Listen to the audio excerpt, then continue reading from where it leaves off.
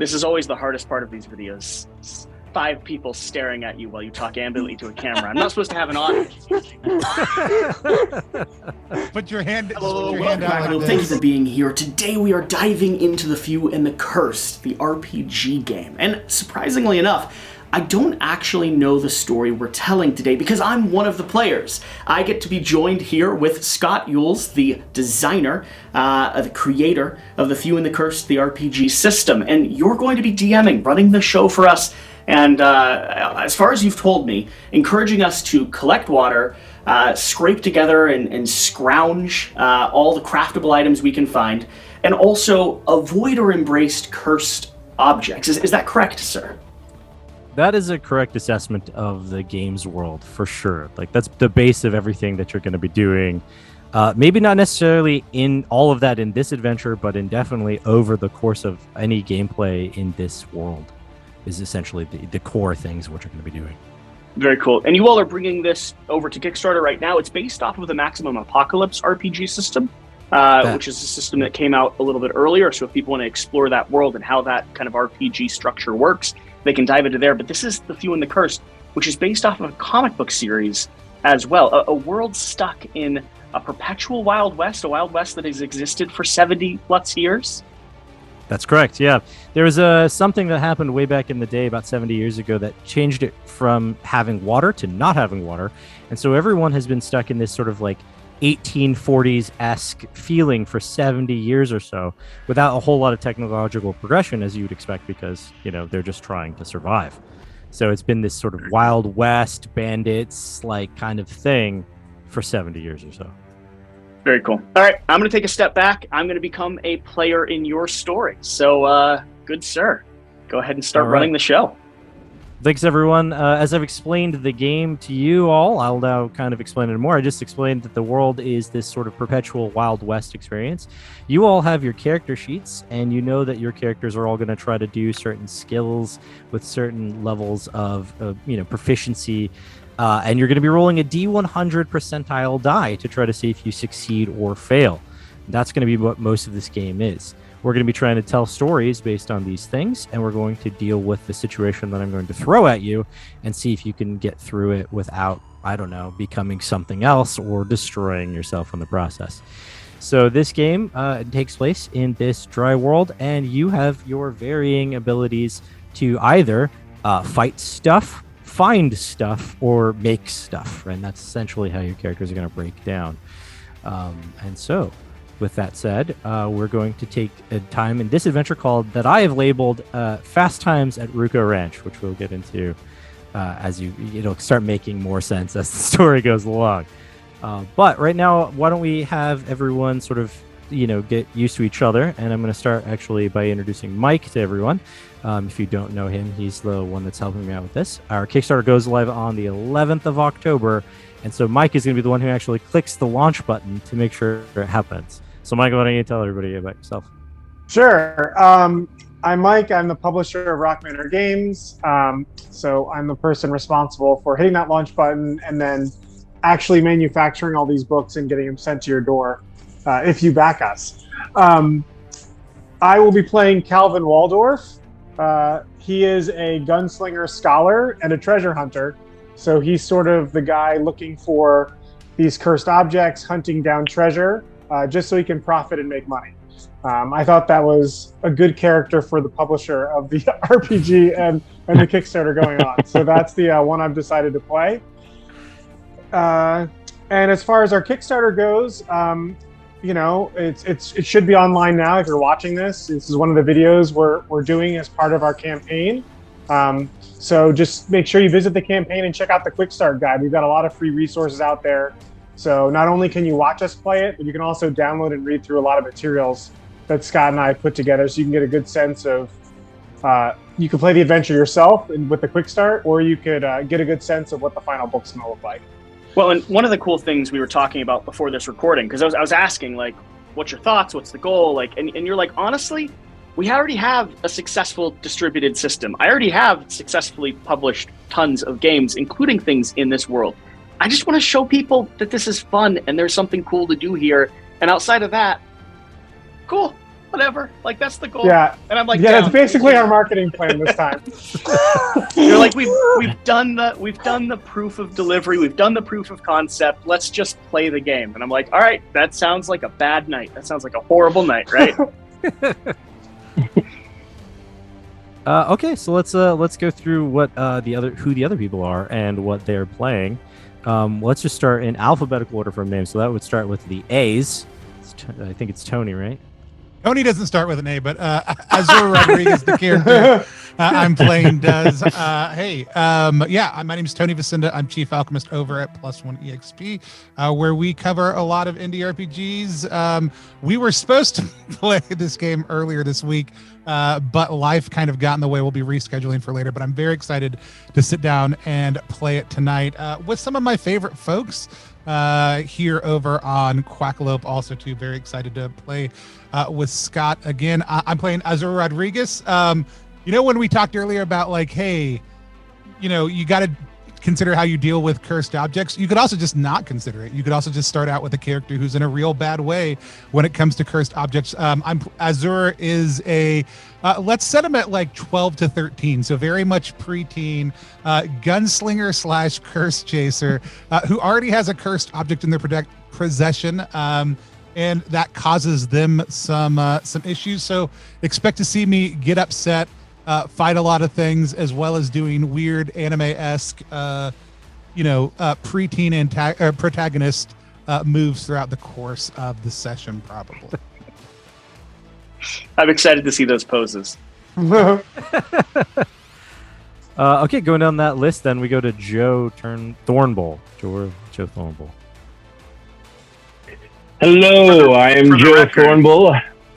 West is the only one with a slight lag on his camera, but he is so darn handsome we couldn't kick him out. So, I am Joe Thornbull. I am a miner, an outlaw, and I love the dark arts.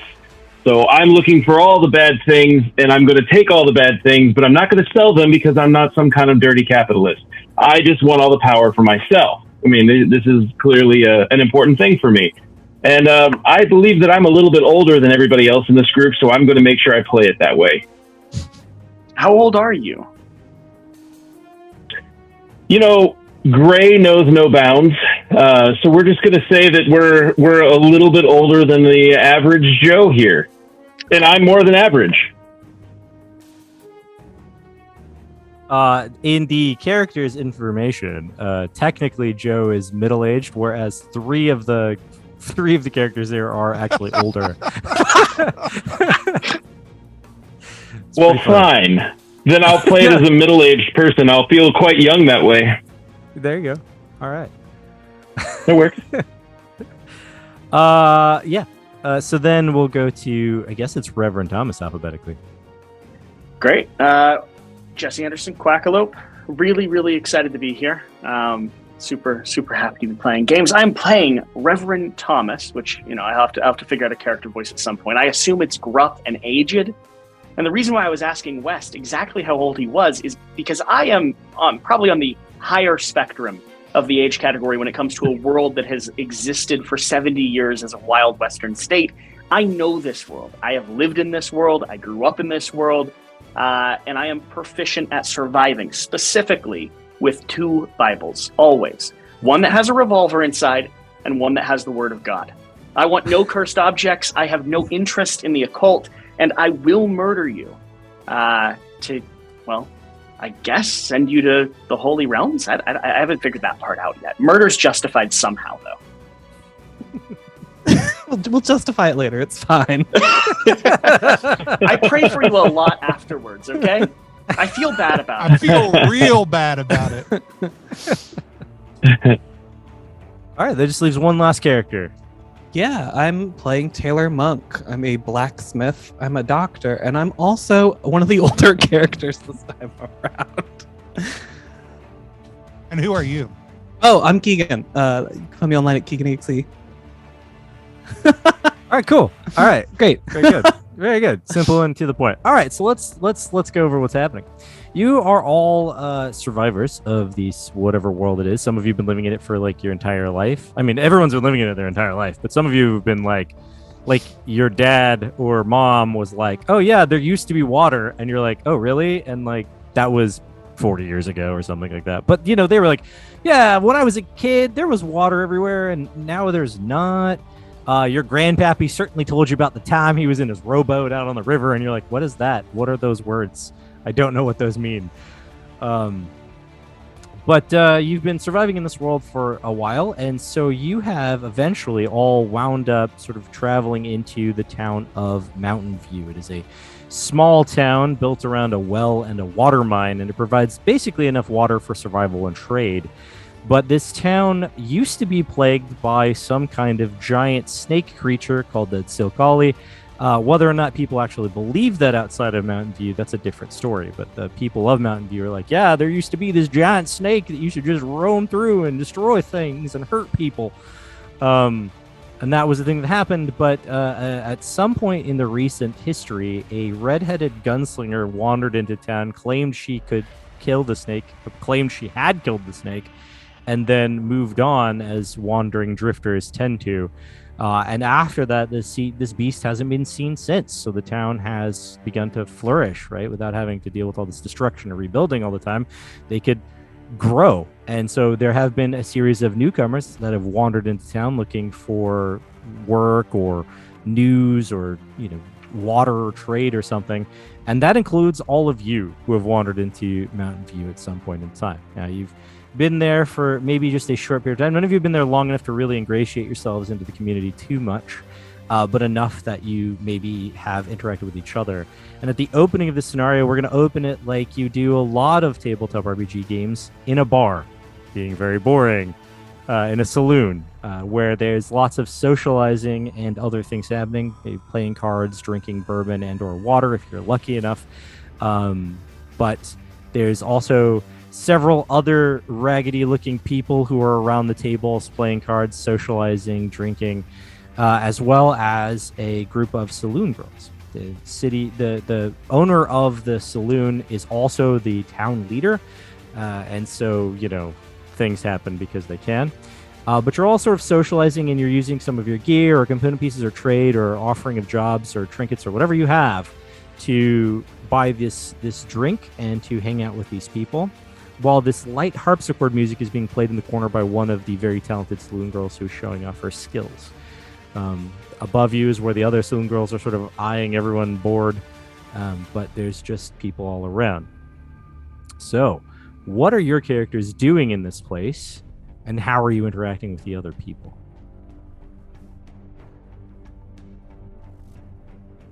Who wants to grab it? I'm slowly in the corner trying to burn something. Ah, yes. Slowly in the corner trying to burn something. Well, there are flammable things. That is true. The entire place is made entirely out of driftwood. So everything is literally burnable. And there is a whole bunch of bourbon and stuff that is being served in place of water. Water being the more expensive thing to purchase here. So I believe I'm trying to make some sort of a Molotov cocktail at this point.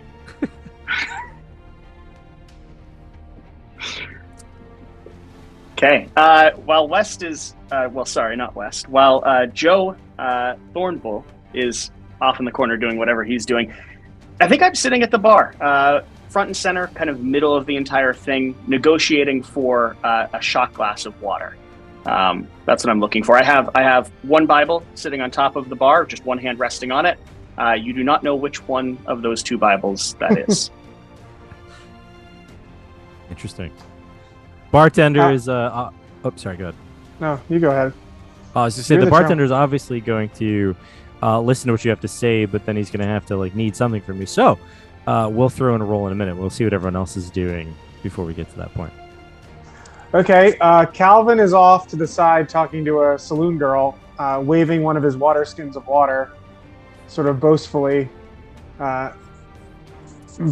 bragging about some of his wealth and influence. Is this the Waldorf family's influence or his own personal got it by himself? My own personal entrepreneurship and recent sale of a very valuable cursed object. There you go. Yeah, I think we see Taylor's sort of posted up in a corner right now, just keeping an eye on what's going on here. Doing the safe thing. Yeah. Somebody has to in this group. And while we might say it's a bit strange... Oh, sorry, go ahead. No, it's fine. I was going to say, while we might think it's strange for a kid, quote-unquote, to be in a saloon, this kid was, 13-ish in the Wild West. I think also, like, I'm sitting on... Like, you can't tell. I'm wearing this big, long, dark poncho, and I've got my hat pulled down really low. I'm definitely sitting on the equivalent of 3 or 4 phone books over at one of the gambling tables. Like, I look like a full-size person, but like the from the viewer's angle, we get that quick side shot as I adjust my poncho that I am definitely have a small stool set up on top of this chair to make me look normal height. And I'm gambling and I'm cheating. All right. Okay. All right. So that being the case, then we'll have a couple of rolls just to showcase how rolling works for those of you that are doing things. For Joe, you're trying to burn some stuff or trying to craft a thing to burn some stuff. Now I know this is just story, but we'll see. Why don't you make a resolve roll and see if you can resist the urge to just light it on fire? So you're going to make a D100 roll. What's sorry? Okay.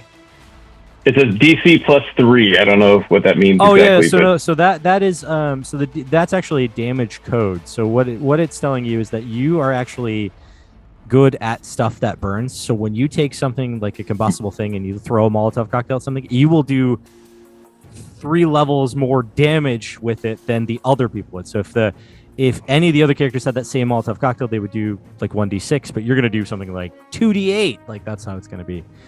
That's what that means. But the side effect is that you have to resist the urge to just light things on fire all the time.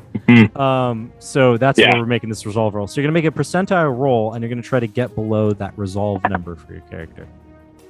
Well, I've got good news for everybody. I rolled 002. So nice. I'm guessing I'm going to not set things on fire right now.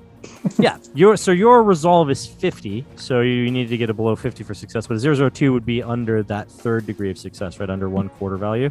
So you absolutely have control, and so much so that I'm not even going to ask you to do it again at any point in the night. You've got it under control. You're like, all right, listen, I want to burn it, but I know that that's a bad idea, so I'm going to hold off.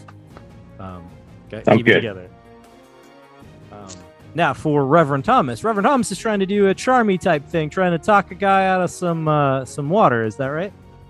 Just a thimble of it, Just a Pappy little bit, drank whiskey before the world changed. I drink water after. So in your case, you're going to be making a charm roll, which is a charisma-based skill. So it's going to be a percentile die again, but for you, in your particular case, your character is actually skilled at charm. So you have a +5 of that. So your threshold for charisma is 65. But because of that skill, it's actually going to be 70 in this case. So you want to roll below that to see if you succeed. And I'm going to oppose it. I have a very solid 58. Nice. So that's a success. You succeeded on the roll. I got a 56, which is a fail, or 59 actually. I got a failure on my side. So that means you convinced the bartender to give you just a thimble full of water. So he pours you like 2 fingers or so in a glass and then slides it over to you as just I begin to thanks for your savor service. Yeah. Keeping an eye on people's souls, as it were. And so you succeed in convincing him. Okay.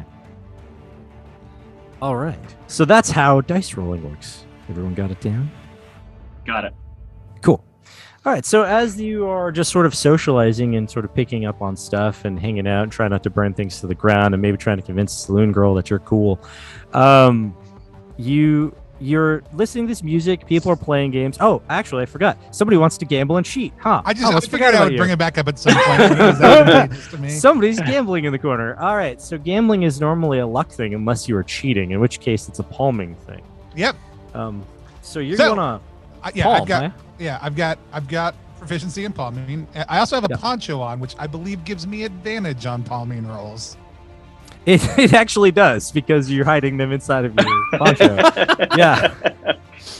So when you have double advantage, or when you have advantage, sorry, not double advantage. When you have advantage, you're going to roll with that extra tens die, and that's what you'll use. So you're going to make a D100 roll, try to get below your 40 for your agility, but you're going to roll 2 tens dice, and you're going to choose the lower of the 2 tens dice. Yeah, so I got a 34, which is below my 40. That is a success. All right, sir. So you're trying to win at a game of cards, I assume. Don't know what the card game is, and it doesn't really matter. The fact of the matter was you won. And so... And here's the thing, neither did my character. Like, they don't know what they're doing. They've just seen people do this. Like, okay, so these cards are better cards. I'm going to go ahead and slip one into my poncho at some point. Yeah. And then I'll pull it out when I need to.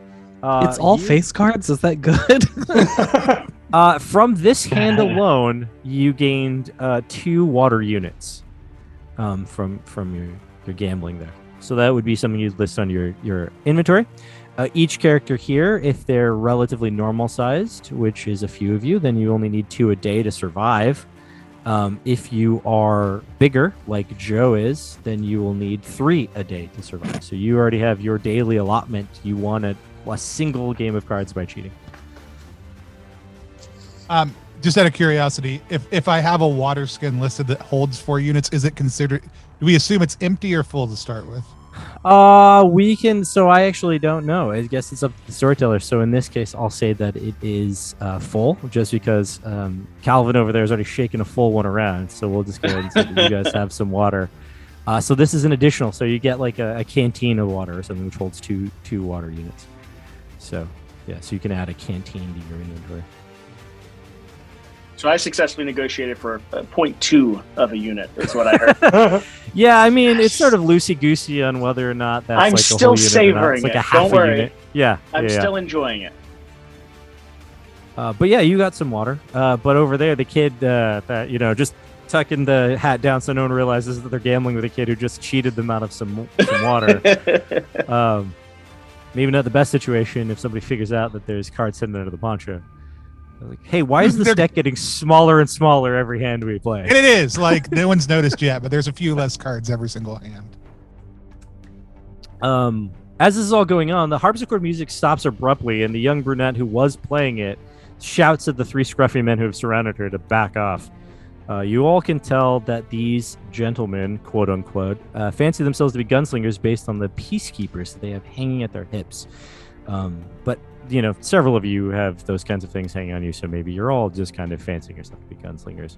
They're clearly harassing this woman, however, and she obviously wants nothing to do with these men. Everyone in the saloon is now watching, especially the girls that are above, but nobody is intervening on her behalf. How do you guys do? I'm going to turn in my seat and also angle my Bible in that direction. Again, no telling which Bible it is.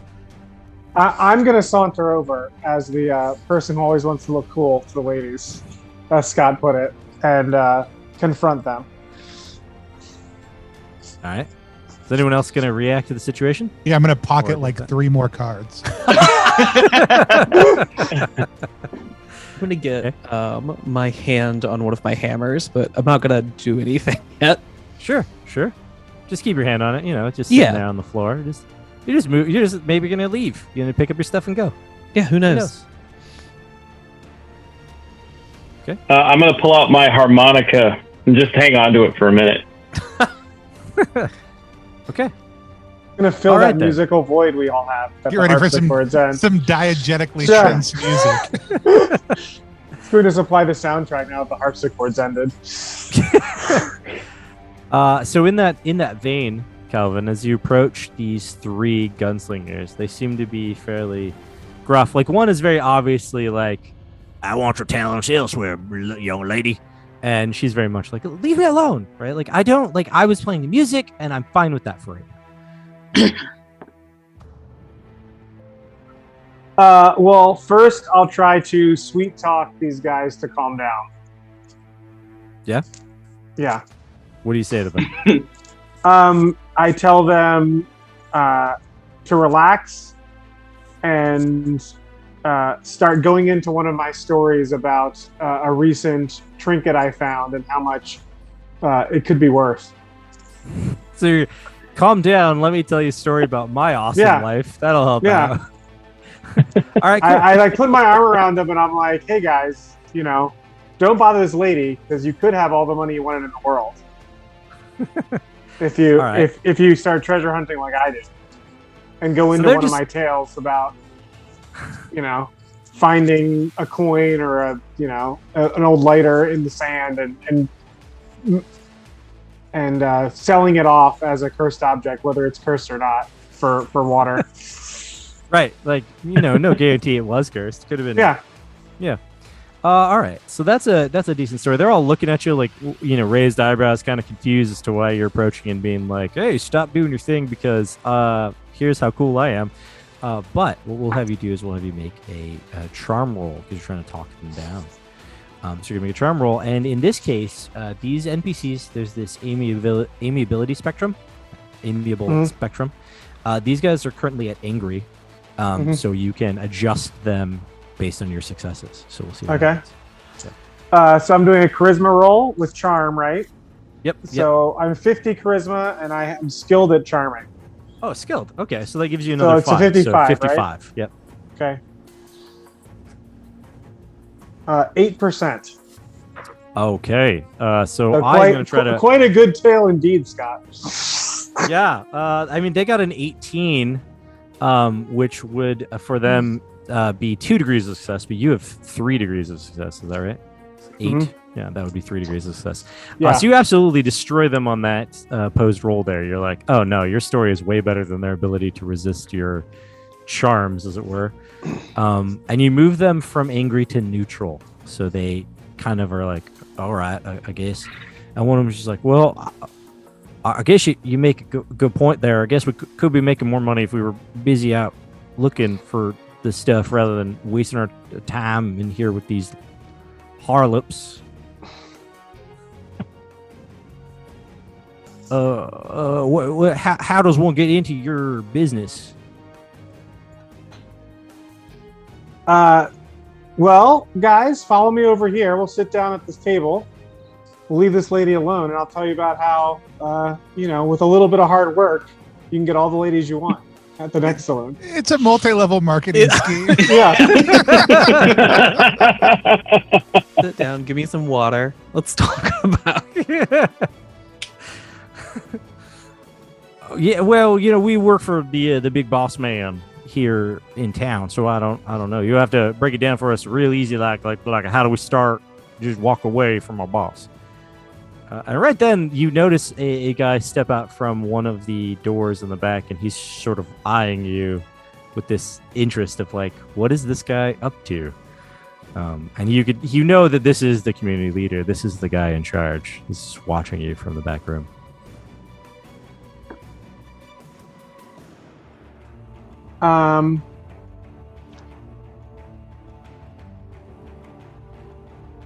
What do I do under that circumstance? I guess I'll tell the guys to introduce me to the big boss man. Sure. Take me over to your big guy, and we'll see what's up. Maybe he can get on this. Maybe we can set a franchise up here of my treasure hunting enterprise. Franchise. I love it. Oh yeah. Hold on. We'll go talk to him and see what he has to say about meeting you there, Sir. What'd you say your name was? Calvin. Calvin Walter. All right, Calvin. We'll be right back. And at that point, the harpsichord music starts playing again. The girl's like, she's a little shaken, but she goes back to like playing it. Not quite the upbeat tone or tune she was playing before. Now it's just like a regular one. But people start going back to talking and playing cards. And somebody's like, "Hey, now, wasn't there more cards on this here table?" And they're looking around to figure out what's going on since all the cards seem to be disappearing from the card table. I'm gonna pick up the whole deck as if I was looking underneath it, and like and just like kind of like motion at everybody else like to see where they are. And while I'm doing that, I guess I'll be like, "Oh, I didn't realize I wasn't like internally." Be like, "I guess I'm not supposed to take these," and I'll just put them Put them all back. Slip them all back. Make a palming roll to see if you can slip it back in there without anyone noticing.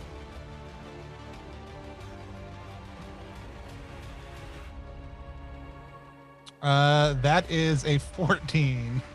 Okay. All right. Yeah, that's good enough. You slip it in there. You make it, right? So no one notices that you've replaced the missing cards. And then someone, well, did you count them? And then the person starts counting them. Like, oh, I guess they're all here. I guess I was just imagining things. So sorry about that, everyone. Like, well, can we get back on playing cards then? And there's like this whole back and forth with those guys. And while this happens, the double doors of the saloon pop open, right? And in walks a tall, older gentleman with a mustache, a handlebar mustache. He's wearing a hat and a calico vest. He's also wearing a badge pinned to his shirt that says that he's the sheriff of town. And you all know this gentleman as Sheriff Balin, the sheriff of Mountain View. While they're arguing, I just take the whole deck and pocket it. Okay. All right, then. You will add that to your inventory, deck of playing cards. I'm going to figure this deck thing out one of these days. Deck of playing cards is a very useful item for gambling. It's the component piece value on a deck of playing cards is 5. So that's just a number to note if you ever want to deconstruct or construct it. The deck of playing cards grants you advantage on palming rolls for cheating at playing cards because you know the feel of all of your cards. I would like to see if I notice him swipe the deck of cards as well. All right. So normally we do an opposed roll. So what you would do is you would make a perception roll to see if you can see it, while he's making a palming roll to see if he can cover it up. 24 from me, and my perception. I am proficient in perception, and that would be under my halfway mark. Okay. So that's 2 degrees of success. I got 9, but I have no idea what that is for me number-wise. Sounds pretty. So for you, Good. that would be under 3 degrees of success, because 10 would be that number for your 3rd degree of success. So yeah, that is 3 degrees of success. So you pocket all of the cards, and nobody notices, even the Reverend, who's staring at you like, something's up with that there person. Do I at least notice that it's a child? I mean, with 2 degrees of success, you certainly notice that this is a bug person me. that is. This is a child. This is not a person that should be sitting at that table. But apparently the perception of all the other people at the table is thrown off. Maybe it's the bourbon. Maybe it's just that they're too focused on winning water. Who knows? But they don't seem to be noticed that they're playing a game with somebody who's roughly 12-ish, 13-ish years old.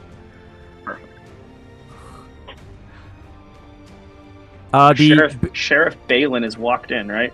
He's walked in, and he just kind of looks around. He doesn't see anything up because there was a conflict a second ago when he was passing by. Some kind of shouting was happening. But as he looks in now, everything looks fine and looks normal. Whether somebody was like, oh, the sheriff's outside, and they like stop, or whatever the case is, it all seems to have calmed down now. And he's just kind of coming in. He goes and stands probably right next to you at the bar, Reverend Thomas, because he's just coming in to get a drink and notice what's happening. Yeah, I would like to go ahead and offer to buy him a shot of bourbon. Well, that's I kind of look over at Sheriff Balin. I recognize him because I don't know that we've seen him before, but I can see from his austere presentation that he who he is in the town. And so I don't even say much. I just sort of slide the Bible over, gesture to the seat next to me, and point to the bartender, and I'm like. 2 bourbon, please. All right. You have something you're going to trade for that bourbon? A component piece or something? Something of value? I was just gonna sort of sweet talk and assume that I could also get a shot of bourbon because it's the sheriff who we're getting it for. That's fair. That's a fair assessment. All right. So we'll do that. We'll give you advantage on the roll because you are trying to get it for the sheriff. And advantage is going to roll my 10s. Yep, you're going to roll 2 10s dice, and you'll choose the better of the 2. So I'm sitting at a 35 on charm, and I have a +5 on charm as well. Yep. Yeah, so that would put you at 70, right? So 35 means 2 degrees of success. Okay. Yep. So not opposed. 2 degrees resist. Yeah, the bartender kind of looks at you. Goes, yeah, that seems mighty fond of you. And he pours 2 glasses, one for you and one for the sheriff. Just because you have 2 degrees of success. I feel accomplished about this. I've gotten water. I've gotten bourbon. What else does a man need? We're wasting all our good rolls on this. We've all been rolling amazing. This is just a beach episode. It's gonna be real easy. As the sheriff kind of, I assume he either sits down or walks up and takes the shot. I wanna start talking to him about the Lord. Not in a pushy way. Just in a I'm trying to get a sense of what the religious nature of this town is. I'm newer here. I've been going from town to town. I have my own purposes for being here, but I want a better understanding of where it stands when it comes to the one true Savior. Sure. The sheriff comes up and he takes his shot. He says, "Well, mighty fine of you there, sir." And he sees that you're as he goes to drink it, he realizes that you're Reverend. And he's like, Reverend. The Lord has blessed me in many ways, Reverend. Sure that he blesses all the people. I know everyone says that to you, but I feel particularly blessed these days. This town is bustling. How are you doing, sir? Reverend? I'm doing well, Sheriff. I'm new to these parts, and I'm glad to hear the Lord is blessing you. What, per se, has he been blessing you with? These are hard times, and I see you're a town full of hard men. Yeah, there's been a lot less trouble around here lately. Sure, we got our newcomers wandering in, causing trouble and stuff, but they usually calm down after a bit. Usually not a whole lot of trouble. And before he finishes the sentence, at the same time that Calvin is waiting for these guys to come back from talking to their boss, they turn back to start walking back. A farmhand comes half stumbling, half falling through the saloon doors. Coming into the saloon. He's wide-eyed and his hair is all kinds of crazy. He looks like he's bruised in several places, especially on his face. And as he comes in, he throws these doors open, knocking people over as he comes in, and he goes sort of tumbling toward the bar. The community leader, who was walking over to Calvin to talk to him, he says, "God damn, Jonathan, want to chat for the patrons?" And Jonathan keeps pushing through people, and he finally falls on the bar. He says, "Water!" He's standing there right between you and the sheriff, as he's begging for water from the bartender. I'm going to slide in my whiskey real quick. There's about half left. I was sipping it. He looks at it and he's grabs it, realizes it's bourbon, but just kind of drinks it, then starts coughing. He was very clearly thirsty. He's like, maybe there's some water. There's a whole Actually, look under into my the breath, bartender. it's 90% water. I'm 90% water. He looks at the bartender. Looks at you, looks at the community leader, then does something. Calvin, you notice the community leader give a slight nod, a just imperceptible, but a nod, and then the bartender pours out a whole shot glass, not a couple of fingers, but a whole shot glass for the farmhand, who downs it, and then seems to relax a little. Thank you. He looks at the people he knocked over. Oh, sorry about that. Sorry, didn't mean to hit you there. And then realizes he's standing next to the sheriff. Does anyone want to Is the community leader no longer by the door in the back of the place? He's moved away from it and the door's still open? Yeah, the door is still open and he's moved forward into the rest of the bar. Yeah, so I'm going to go ahead and use some stealth skill here and try to get into that back room. Sounds like a plan. So you will make a stealth roll and we'll see if anyone notices you slipping into the back. Stealth is an agility-based roll. You are playing Joe. I literally rolled a 1. Nice. So yeah. I can't, even if I wanted to oppose that, there was no way I can beat that because ties will go to the player unless this is a boss, and bosses in this game are only monsters, and so you're not going to have any opposition in this particular case. So you will slip quietly and stealthily into the back room where you find various different boxes of various different things, but also water skins galore and bottles of water. That's all great. Does anything look like it has a curse to it? Dark magic, any of that kind of stuff, dark art stuff? That's what I'm really looking for. Yeah. There doesn't appear to be anything dark arts related in the back room of this particular location. There's a desk, but nothing dark arts related. Sure, something evil is happening at that desk with all of the paperwork and bureaucracy and signed names from saloon girls, but nothing cursed related. I'm just gonna have a nice look around, and I might throw a couple of water bottles in my backpack. I think I got some extra space in there, so. Yeah, for sure. We'll give you some. We'll give you a dice roll to figure out how many you grab. Yeah. While he's doing that, I want to grip a hand on the community leader's back and still swing around and be talking to the Reverend. So we'll pop over to me once Wes does his dice roll there. Yeah, just roll a d6, and then if it's below 3, add 2.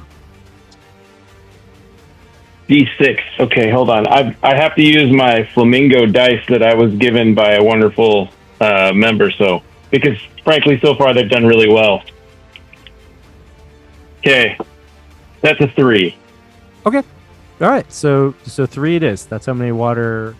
That's how many water bottles or canteens you sort of throw in. So we'll give you like 6 water units that you managed to grab by coming in and stealing it.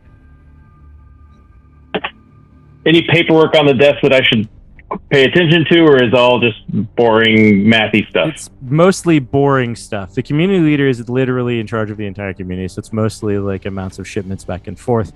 There's something in there about the city of San Andreas and a potential deal of trade with them. But other than that, nothing that stands out to me. All right. Well, I'll snag that piece of paper and then I'll head out. Sure. Oh, there is a head. There is a head on a shelf. Something that you would notice now that you're at the desk. Now that you've turned around. One more time. There's a head on a shelf. Like a human head on a shelf. A head? Yeah. That looks pretty dark artsy. That's going to have to go in my backpack. Okay. All right. That's what you see. So you'll take that. Does it smell? We need more. No. We need more details than a head. It's a head. It's a severed head of a person with dark hair. How aged? And a beard. How fresh? Middle-aged. It's not very fresh. It is definitely rotting. Skin is starting to fall off. So a loose head, like not in a jar. Okay. Mm-hmm. Yeah. I was thinking it was in a jar. Okay. All right. So I'm grabbing this thing and I'm going to sling it into the middle of the place. Like I'm just going to grab it and then throw it. It's going to land dead center in the middle of the bar. Oh, we're about to throw off the entire interactions about to happen. So we'll do that in a second after we have some interaction because you were back there stealing stuff before you threw the set in the middle of the bar. Mm-hmm. All right. Totally fair. With you, sir. Yeah. So for everyone else, the Reverend has stepped to try to, angle himself with the community leader. So I'm not doing too much specifically, but I do want to reference the hand with the Bible is on the shoulder of the community leader. So I'm like nuzzled up to him, right? And then I'm talking to the sheriff, and I've been going on in a few sentences now, saying something along the lines of, Satan walks among us. My papa used to tell me of a day when the waters flowed and the air wasn't dry, but I think that fallen angel is coming back. And it's our mission. You know this, Sheriff. It's our mission to bring back the rains. God promised that if we follow his commandments, the land will bring forth life again. The rain will fall and we'll be able to harvest our crops. And I've been, really haven't let him get too much of a word in. But that's what I'm doing. Got it. I'm very annoyed the Reverend is ruining my franchising opportunity.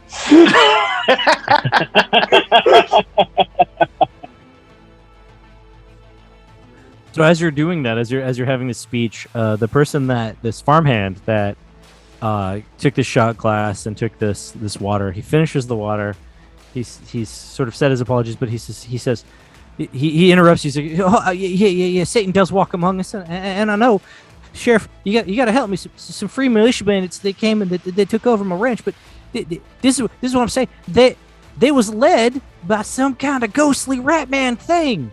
Like some kind of not human ghost thing. I know I shot him, and the sheriff just kind of goes, well, calm down, tell us what happened. He said, well, okay. Well, there was these free militiamen that came a few days ago, and I sold them some of my eggs. So they gave me some coffee. It was kind of nice. But then a few of them came back this morning, and it wasn't paying.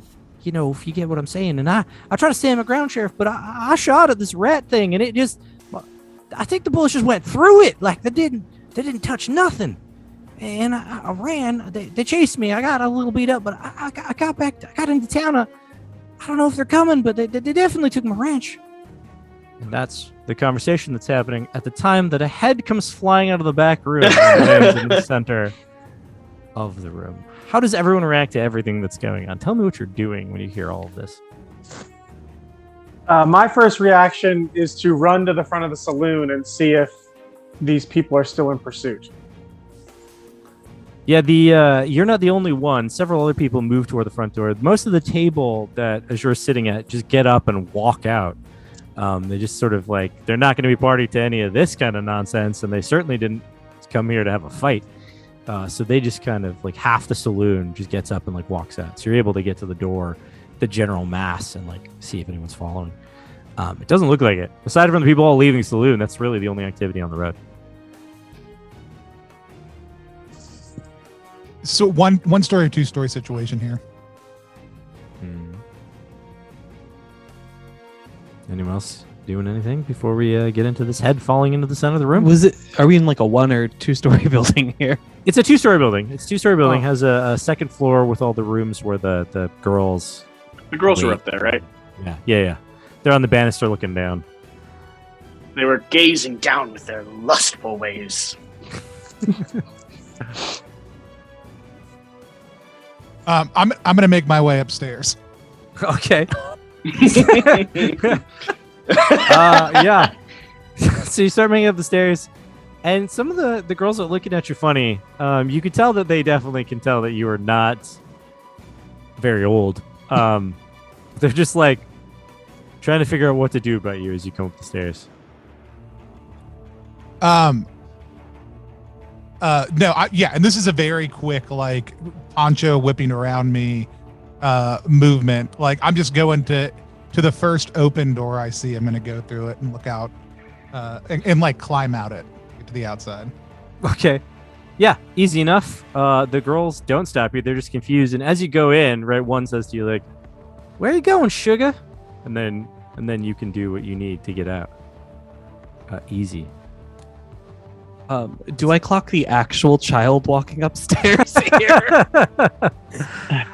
Yeah, you could easily see that. Okay, I'm gonna follow them. Okay. Yeah, and what you see is like I stand up on the stool, so at first it's like 6'4" individual.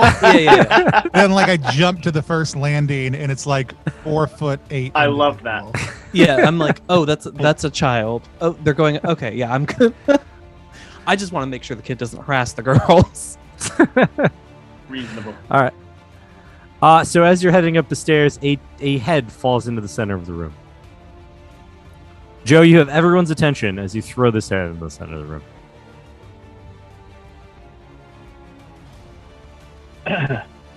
Fee, fi, fo, fum. I smell the head of someone dumb. There's this long pause, and you notice that both the sheriff and the community leader do not seem to be fazed or confused in any way. And then the community leader says, "Yeah, what do you get out of going in my back room to throw a head out of my office?" I have a very sensitive nostril. I'm a miner. I understand things that stink. And I smelled this nasty head just dying in the middle of your nasty office. What in the world is going on in this town where a man can't even have a drink and try to light stuff up? I mean, have a drink and not be just fine sitting in the middle of this here place. I don't understand what's going on in this town. Well, sir, I think you may have heard about the giant snake creature that was messing with our town. I believe you heard about that. Well, everybody knows about that. That, sir, head that you just threw out is the snake person. One more time. That redhead that took care of it, that's what she brought us, and she had proof that was the snake. The sheriff's like, yeah, I heard this story before, but I don't necessarily believe that it was a person. But that's the story I heard, too. I seen the head. Not surprised. To the rest of you, this is kind of weird. Some of you, not that weird. So you're telling me that a snake was actually a person? That's right. And why did you keep the head in your office? What was I supposed to do with it? Bury it? And then the snake come back? Nah, I was keeping it for safekeeping. So it would come back in the middle of the bar.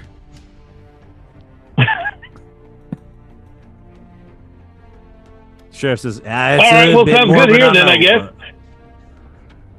But it is a head of a snake. Yeah, just like the snake thing. The rat thing was like one of them. It was just like a creature that was like alive, but like was leading these other guys, and they came and they had guns and stuff. Sheriff, you got to deal with them. And he like starts grabbing the sheriff. Sheriff, will you calm down? I would like to pat the community leader on the back with the Bible, and then if I can, I'd like to get up and walk towards this head that has just entered into the side of the room while mumbling under my breath. And the Lord said, "We will crush them beneath our heel." And I want to go examine the head specifically to see if there's anything I can. I was ready for you to just slam your boot down on the skull. We might get there, but I want to look at it. All right, you want to examine it? Yeah. All right, so here's what it looks like. I love Tony's idea, though. I wish I'd thought of that. It looks like a head. It looks like a human head. Nothing strange about it in any way, except that it's decaying. Now, Other than in this world, do I have any understanding or knowledge of elements of a creature and a human hybrid that would be discernible, or is it pretty common to not be able to tell a difference? So the humans are humans until they're monsters. There's no such thing as a hybrid, as it were. I more mean so. We all become something, and is there any way to discern what that something might be? Not really. Nope. It changes. The only person that would have the best knowledge about that situation would be somebody like Joe with the dark arts, knowing that at some point curses do turn people into monsters. Great. Well, then I hear the word of God speaking to me. I drop the head and I crush it with my heel. Yep, sounds reasonable. Nobody stops you. The community leader is a bit disappointed, and he says something. He mutters something to the bartender, who seems to take the glasses that he'd set out for you on the bar and pulls them away. But other than that, that's nobody reacts to the situation. So Azure, you went out the window. Is that right? Yeah. What are you trying to do? Just, get out of there. Things were not going in a way I was excited about, and so get out and get up high were my two objectives, which I've done. I will look around and see, Sure. Other people rushed out. So as people kind of scamper off throughout the town, do we see anything off in the distance? Does it look like this farmer hand got followed back at all? It does not. In fact, you can see pretty far from the second story here, and you can see that there is nobody following him. So he did manage to escape whomever this was, if he's telling you the truth. I'm going to come back in from the front and approach the community leader and talk about my great treasure hunting franchising opportunities and ask him if he'd be interested in a franchise if I took care of this problem over this farmhand's experiencing. He says, that would probably be pretty useful. And the sheriff goes, well, I suppose we could probably get a posse together of, very skilled individuals, see if we could go find out what's going on at Ruco Ranch there. And see what's happening, find out exactly where these bandits are coming from, and see if there's any rat things. He very clearly does not believe this rat ghost thing story. It's like, I suppose, and if I do that, if you become deputized, comes with a whole water unit a day pay. That's the usual pay for that sort of thing. And the community leader, he steps in. He's like, well, Sheriff, I think it'd be best if we were to up that ante a little bit. I'll match that. We'll make it 2 water units a day for anyone that helps out with this uneasy situation for Jonathan here. I do love how the upped reward is as much water as you need to survive for day per day.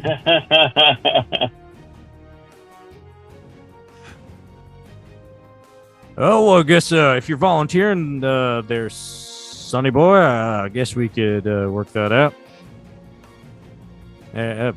Need some other people. You there looking for heads up in back rooms? Are you interested in potentially coming along with me?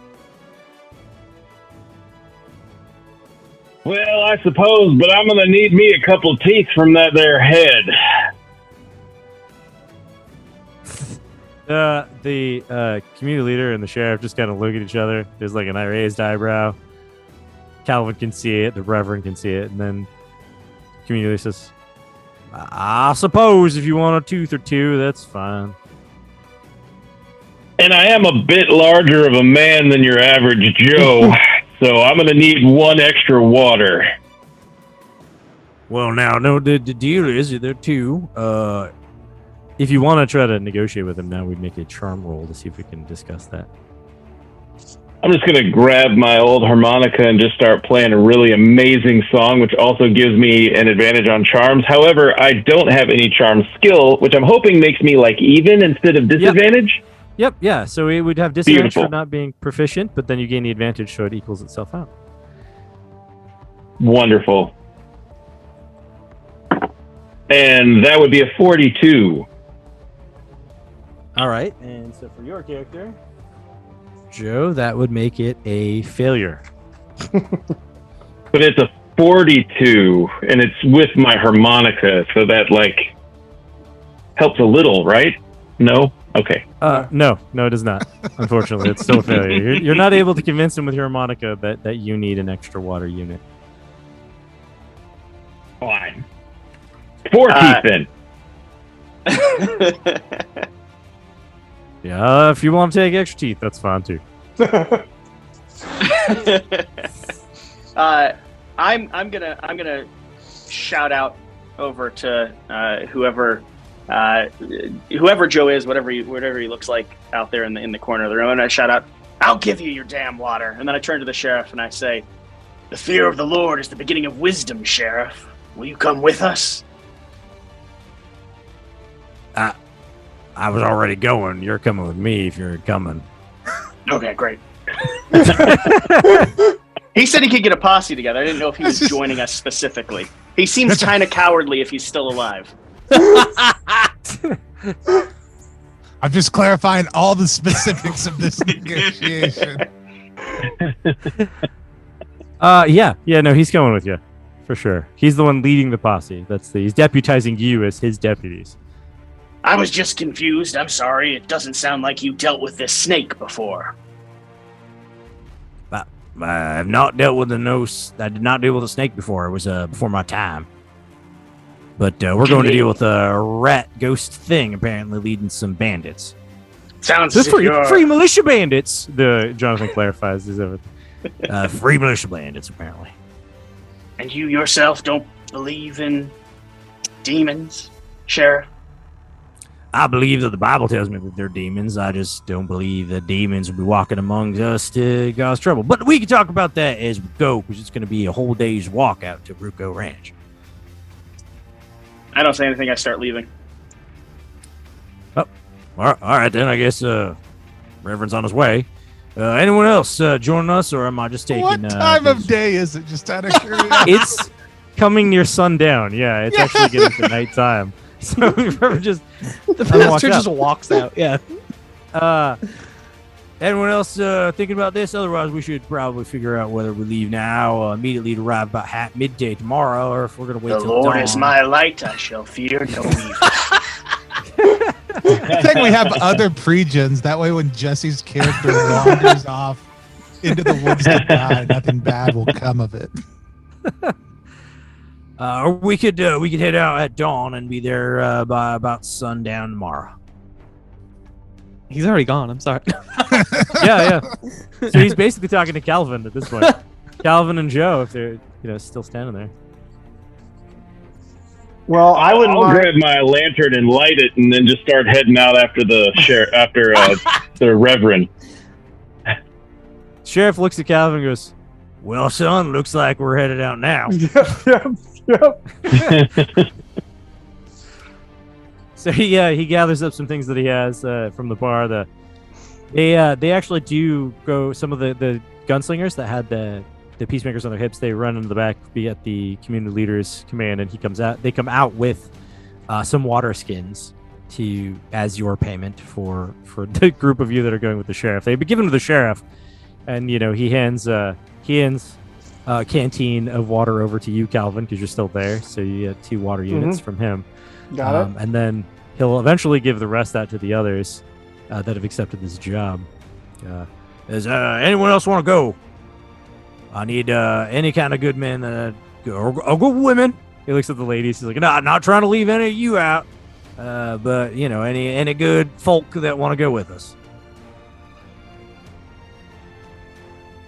So, kid, what do you see on the roof? Jonathan, you stay here. You be safe. You take care of him and the community. Says, "Oh, we will take fine care of Mr. Jonathan." And then he starts to head out. And he goes outside. And now he's outside. And he's like, "Hey there, Reverend. Mr. Miner, sir, with the lantern. Y'all want to wait until we all get together and head out?" I shout back, "Sheriff, do not let the evil inclination delay your act of service to the Lord. We go now, or in the morning." No, I just meant, do you want your water payment, your two water unit payment for the night now, or do you want me to just You can carry it? it, Sheriff. I'll have it when the time comes.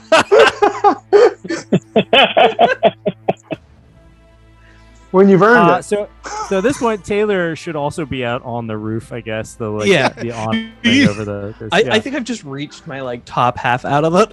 Yeah, you stick your head out of the. What are we doing out here, kid? Well, there's no rat people, and I'm probably just gonna sleep out here for the night. On the roof. Yeah, I mean, no one bothers you up here. Where are you sleeping tonight? Don't act like you have a better plan. I guess on the roof. Would they have noticed the pastor or the harmonica playing? Oh, 100%. yeah. We're just watching y'all go into the distance. Yeah. No, you guys were here. You could hear everything going on because everyone was being quiet. So any talking that was going on in the saloon, you could hear it. And then certainly as the sheriff is standing right below you, asking if they want their 2 water units per day payment for being deputized. Definitely hear that conversation. Yeah, so the people down there, they got water and they're going somewhere with a roof. I mean, I got water, and I mean, looks like they're going on foot. I'll just take my horse tomorrow. Do you want to ride with me? Yeah, I'll just come with you. That's fine. Checks character sheet. Horse, I'm not too big. horse. I don't have one. No, I don't. Did I mess up somewhere? I don't think I did. I'm just gonna roll up my bedroll and sleep. Okay. No, I like this all plan. right. We can go to. We'll take your horse tomorrow. That sounds great. I drink a lot of water so I can wake up early and find a horse. Cool. This is gonna go great. All right. So then we'll go with the people walking the trail at night. See how this goes. So Reverend Thomas, you're leading the way. The way that this works, there's actually another phase. There's like this regular phase that we're in now. There's a combat phase, which we haven't done yet. But there's also a third phase, the trail phase of the game, where you head out on the trail. and things are slightly different for how you interact with the trail and how everyone else interacts with each other during the trail. Especially if you like split up and things like that, this changes sort of how things go. Just to start off a trip on the trail, you would have to make you kind of have to know where you're going. Firstly, that's like thing one. I'm with people that know where they're going. Yeah. I confirmed the sheriff was on before walking out the door.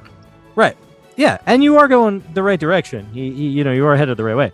So, however, since you are leading the group, you will have to, for the group, make a navigate skill roll because you've decided to sort of trudge along in front and be like, the Lord is my light and takes me forward. So you're going to make a navigate skill roll to see if you can plan the right path to get to an unknown location. That was the thing that I was saying initially. Now I'm actually just quoting scripture. If I speak in the tongues of men and angels, but have not love, I am only a resounding gong or a clanging cymbal. If I have the gift of prophecy and can fathom all mysteries and all knowledge, but have not love, I am nothing. I'm going through what I've memorized because the good word can never, you can't rely on text to contain the good word, right? Gotcha. If anyone was proficient, they would also notice little changes, subtle adjustments that don't seem quite accurate to what my grandfather would have believed, but that's okay. So navigation check. I am proficient in this. So, and I rolled a 61. I don't get any. Do I roll anything different with a proficiency? No. So you would actually not have the disadvantage because of it. Okay. All right. Well, that's not as good. A 61 is going to be just above, I think, what I need to do well. Okay. So let's talk about. So in other words, you're Moses going through the ocean here. Oh wait, none of the characters have community, so no one gets to help you on this roll. You're just kind of leading the party. So we'll talk about what happens. No, Moses was more effective. Yeah, Moses was more effective. Yeah, absolutely. But now that you've done that, somebody in the group, potentially the person with the highest survival ability, proficiency and stuff, would make a survival roll for the group as you make it for the trail. So on the trail, you have made your roll. Whether or not that leads you to where you needed to go is something we'll cover in a little bit. But you have now begun the path. You're heading down the trail, and you travel for a period of time. Sometime halfway through the night, several hours of walking toward this location, you have to camp because you're tired. It's dark. It's cold. There's coyotes. So you have to stop. Otherwise, you will run into even more trouble as you can't just push through all night like you've been up all day.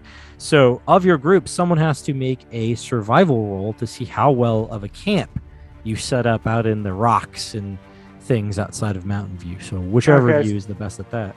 So that's me, Reverend, and Joe, right? Yeah. I am, and this would be instinct. This would be instinct, yes. I'm a 50 instinct, but I am not proficient in survival. I am a 60, but I am proficient. Okay, so you're better. How about you, Joe? I'm a 55, but I'm not proficient. However, I do have a miner's tent, but I don't think it's going to help us right now. No, not for this particular role. Okay, so it's up to you, Jesse. Reverend Thomas was made for wandering in the desert, not necessarily navigating, but really good at pitching a tent. That is exactly right. This is going to be a 55, which is going to come within the range that I need. Got it. Okay, so 55, that is a success. So that's fine. So now that you've got a success, we will, let's see what I've got here. Right. So you managed to set up a reasonable camp for everybody. Not super great.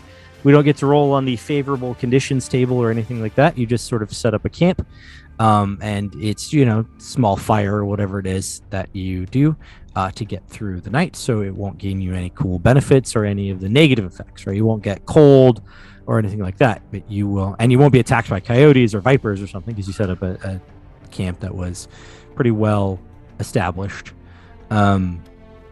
And so that's what's going to happen for the night. Everyone else has their various things. Now, do you clarify for Joe, the miner's tent, right? If In the morning, I'm like, hey, you have to make a resilience roll against the weather because it's super hot or something like that. If you have the tent up and you're in the tent, you're like, no, I don't. And I go, oh, that's right. Yeah, you're in the tent. Right. That's how that would work. Gotcha. Yeah. But it doesn't affect the overall camp, right? Like it affects you or anyone that's in your tent with you. But the overall camp, however, could suck. If somebody set it up over a giant flesh-eating anthill, for example, then unfortunately people are going to have bites and stuff in the morning. That kind of thing. I lost my third nipple to those ants. You guys will all set up camp, sleep for the night, and then wake up in the morning, and we'll cover that in a moment to find out what the others who stayed behind are doing. But here's the thing: when you go to sleep, you rest. You would heal any damage you would have taken, or you heal some damage that you would have taken. Some other things happen. You guys haven't taken any damage. You don't have any resolve. No one scared you, so you're fine.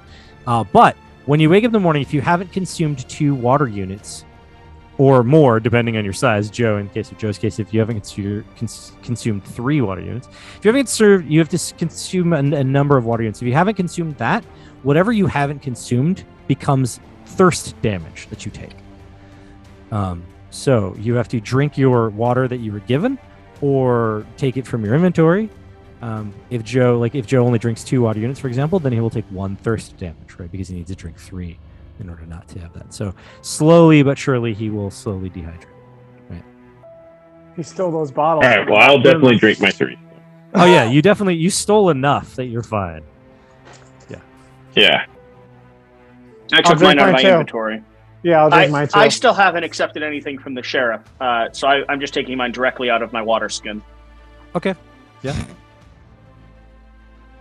All right, so Azure and Taylor go to sleep on the rooftop of the saloon. After everyone sort of wanders out, things kind of pick up again, but there's only a few patrons left. Like most of them were like, well, I'm calling it a night. And so it just kind of like, there's some harpsichord music and stuff, but it just sounds dead in there. And then eventually everything gets real quiet over time. Cool. I wake up early in the morning. having drank at least 2 water units? Having drank at least 2 water units, 2.5 to make sure I wake up. Wake up in the pre-dawn light. And I having been around town for a few days, I probably know where there are animals. I would like to go get some. There are a grand total of 2 horses in this entire town. Are they near each other?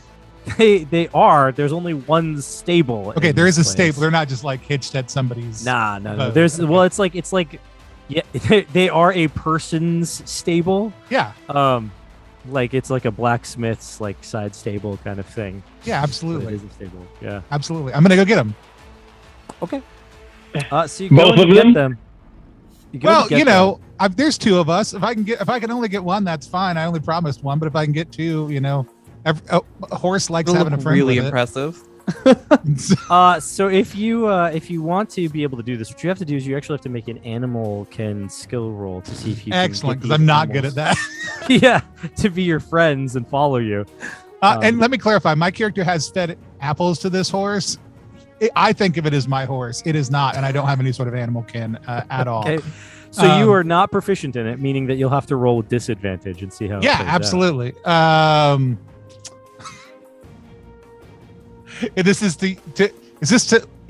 Here's my thing.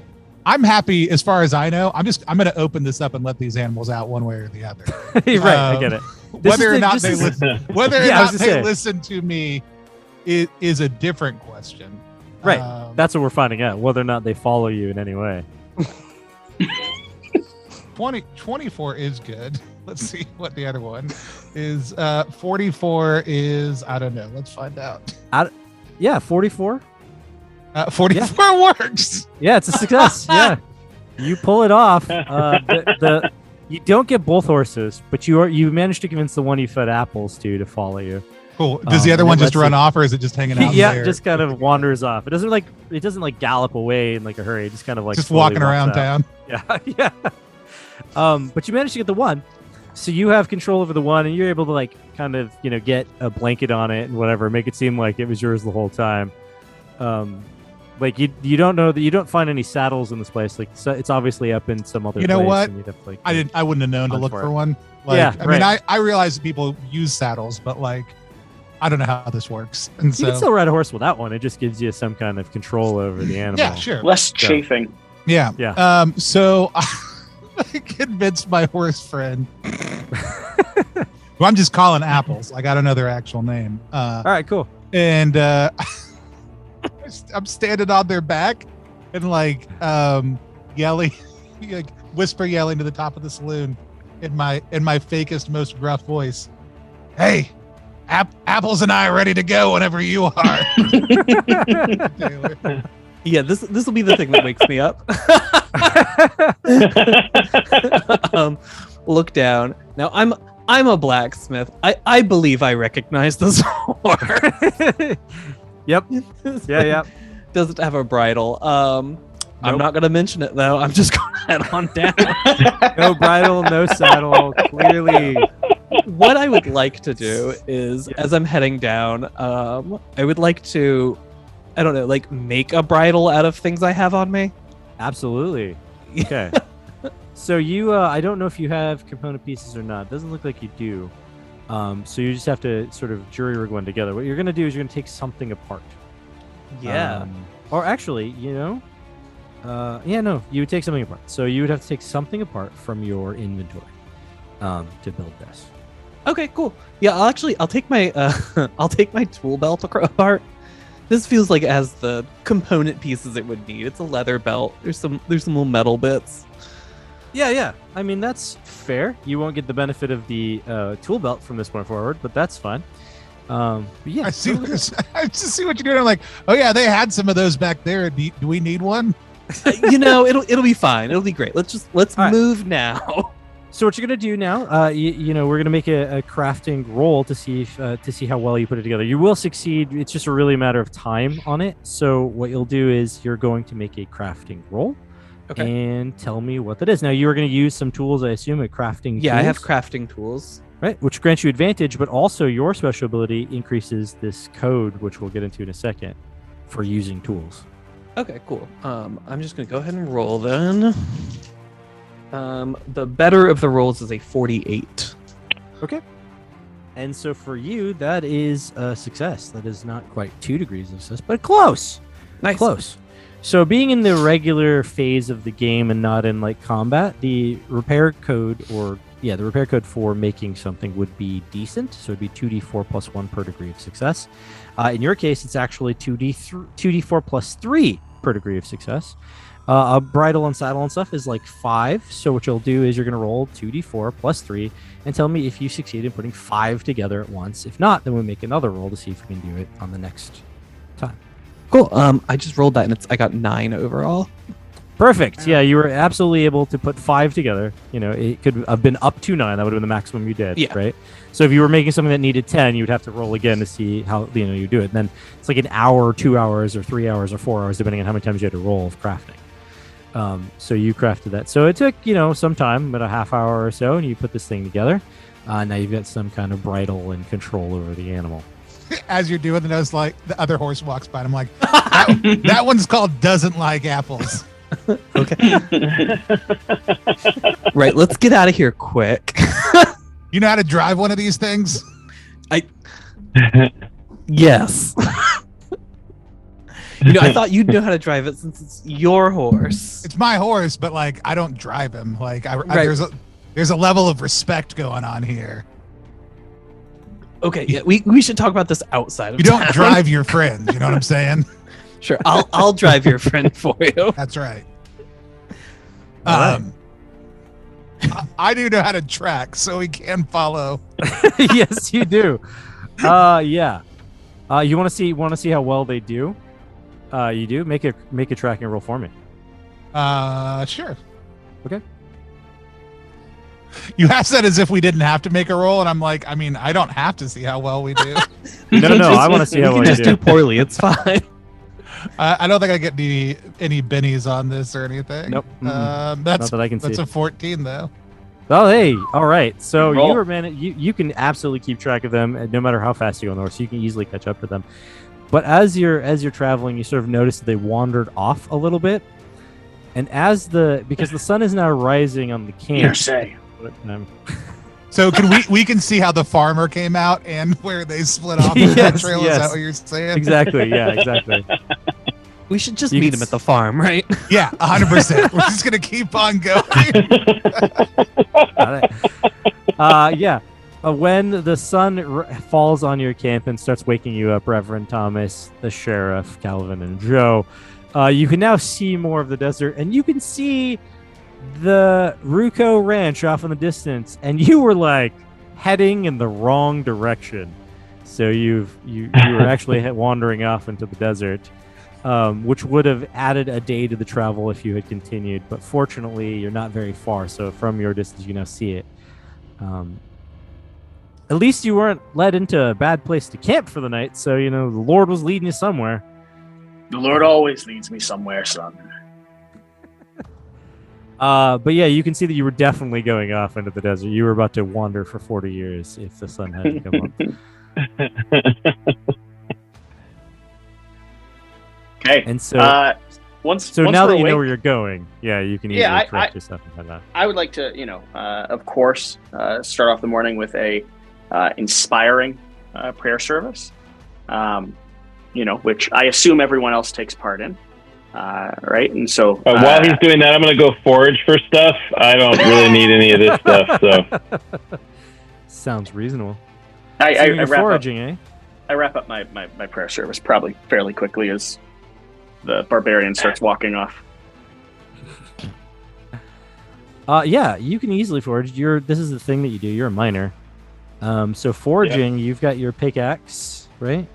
So you have advantage on foraging, which is a survival roll, which you're not proficient in. So the pickaxe is what counteracts that. So you just roll now to try to see if you get under 55. Do you have anything else that helps you with? No, that's it. Nothing that helps you with foraging. I mean, I was distracted by the sermon that was going on in the background, so I rolled a 92. All right. It was higher than the number, right? That's what we're going for. So here's the thing I haven't mentioned yet, because we started failing and I wanted to get through that before we start telling people how to mitigate that. You actually have a chance to re-roll that roll. You have luck points. The way that luck points work is that you would spend a luck point and then you would just re-roll whatever that roll was that you just did. So if you had advantage on it, you would re-roll that. If you had disadvantage, you would re-roll that. But you have a chance to re-roll. Now, the caveat is, though, that if you fail this roll, then it's like you critically failed because you failed with this luck chance, essentially. So then a bad thing will happen as opposed to just not doing what you wanted to do. Do you want to risk that? And right now, nothing bad is happening, right? Nothing bad is happening. You just wasted time wandering around looking for water. Well, Moses wasted 40 years, so I'm okay. I'm just going to have found nothing. It's a dry county. You killed back, the time. You missed the sermon at least. You killed enough time looking for nothing. You didn't as he comes back in, I'm uncomfortably close to the sheriff, probably even like grabbing his collar a little bit, and I'm finishing up, by saying, like, we brought this upon ourselves, sheriff. You know that, right? This cursed land, this desert, this storm. This is our making. The Messiah will come. I don't want to seem too pushy with the sheriff in the bar, but once we get him out in the open land, man, I'm gonna let him have it.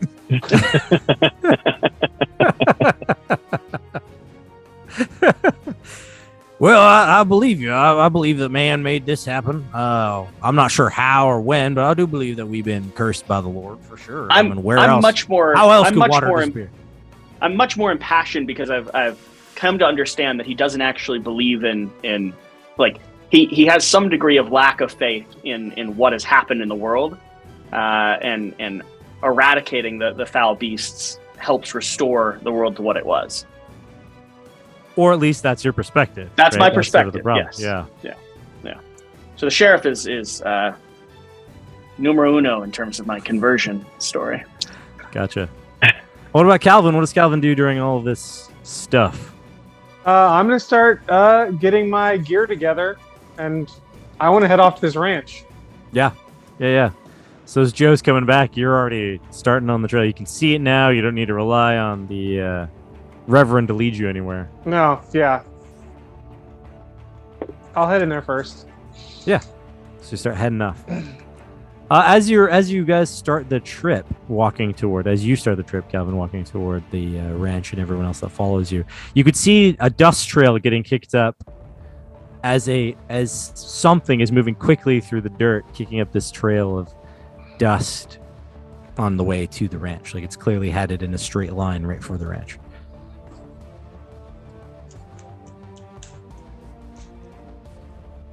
But it's a distance away, right? So that's just something you see it.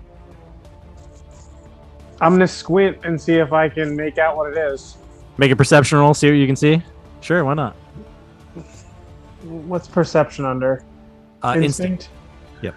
I'm not proficient, but my Cool. instinct is You 50. roll disadvantage then. Yep. So that's gonna be an 83. Yeah, that not so much. Just see a dust cloud. Yeah. So the rest of you, Reverend Thomas, eventually I'm sure you'll finish your sermon and start heading toward the ranch. Is that correct? Oh yeah, absolutely. Yeah. And so the sheriff will also start heading toward the ranch. Meanwhile, and Joe will join you all after forging unsuccessfully for a while. Meanwhile, Azure and Taylor, you arrive at the ranch relatively quickly after about an hour of riding or so. It's not that far, a couple hours at horseback. who would want to go out in the middle of the night when you could just ride a horse for in the next day? So you get there relatively quickly, a couple hours, and it's still morning as you ride up on this homestead. You know that it must be the ranch because the feet of the farmhand, like your footprints led that way. There's only one track after you reach a certain point in the town, and that was what you figured out, right? Led one way.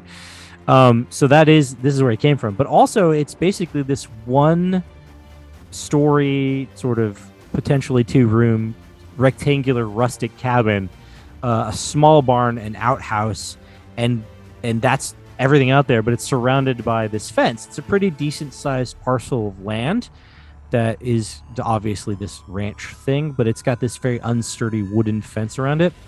And there's just shrubs between the fence and the house. You don't see anyone out here, but you can think that there's someone in the house because you can kind of see or hear people inside. There's no windows of this cabin. It's just built out there to be there as a home. So there's no windows in it, right? It's got a door. And that's about it. And that's what's out there. So that's what you find.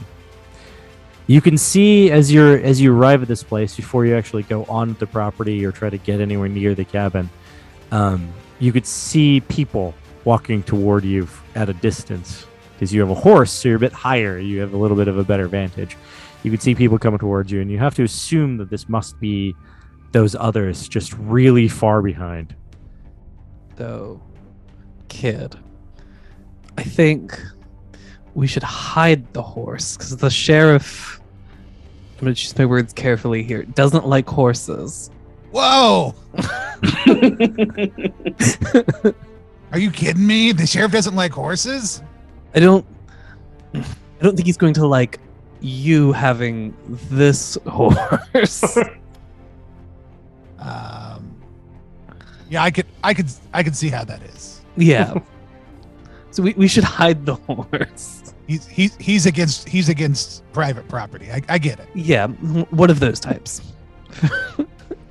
Yeah, that sounds good. I'm while you're saying that, I pull a huge gun out from underneath my poncho.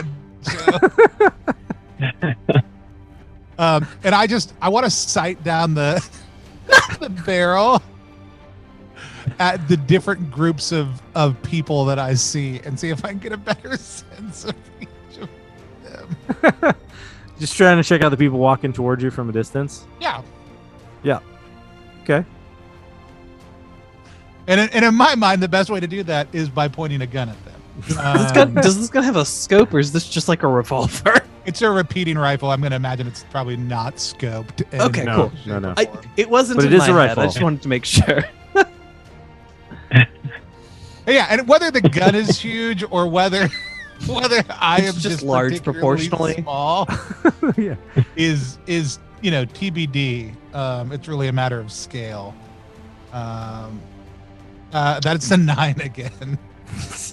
Yeah, you can absolutely make out these people. You can make out the dark clothes of the Reverend, the wide hat of the Sheriff. This is very obviously that group that left last night. Yeah, it looks like we've got a little while before they get here. Yeah, let's get apples stowed away before they get here. Make a luck roll for me to see if there's anywhere really to hide this horse without having to do something crazy. I'm gonna let Taylor make that luck roll because we've already established that Azur's my method is going to be put this horse behind a shrub, and that's it. I was going to say we should just let it go and hope for the best. Yeah, I'll make a luck roll. That's just another D100. All right, see what happens. Yeah, it's a D100. Trying to get into that luck stat, which in your case is 50. Yeah, I got a 14. Okay, cool. Yeah, so there just happens to be some kind of rocks, and so like a cropping of some things, a little bend, a little mound and stuff, somewhere that you could actually tuck this horse and it not stand out. Now, unfortunately, it'll probably still be audible, so hopefully you can convince it to stay quiet for a while, but otherwise it won't be visible, right? It won't be immediately like, there's a horse right there. It's a wild horse if they hear it in the distance. I'm not going to tell my horse to be quiet. That's not how you treat friends. But you can at least stow it away out of sight for the moment so that when the others arrive, it's not obvious that you have a horse that potentially isn't yours, that you may be heavily borrowed from the town. He walked alongside us. I don't know what happened. The stable got open. This horse just kind of walked with us. Look, we're going to bring that horse back and be heroes. No one's going to know where that horse was, and we'll have found it. It'll be great. All right. So yeah, you can steal the horse.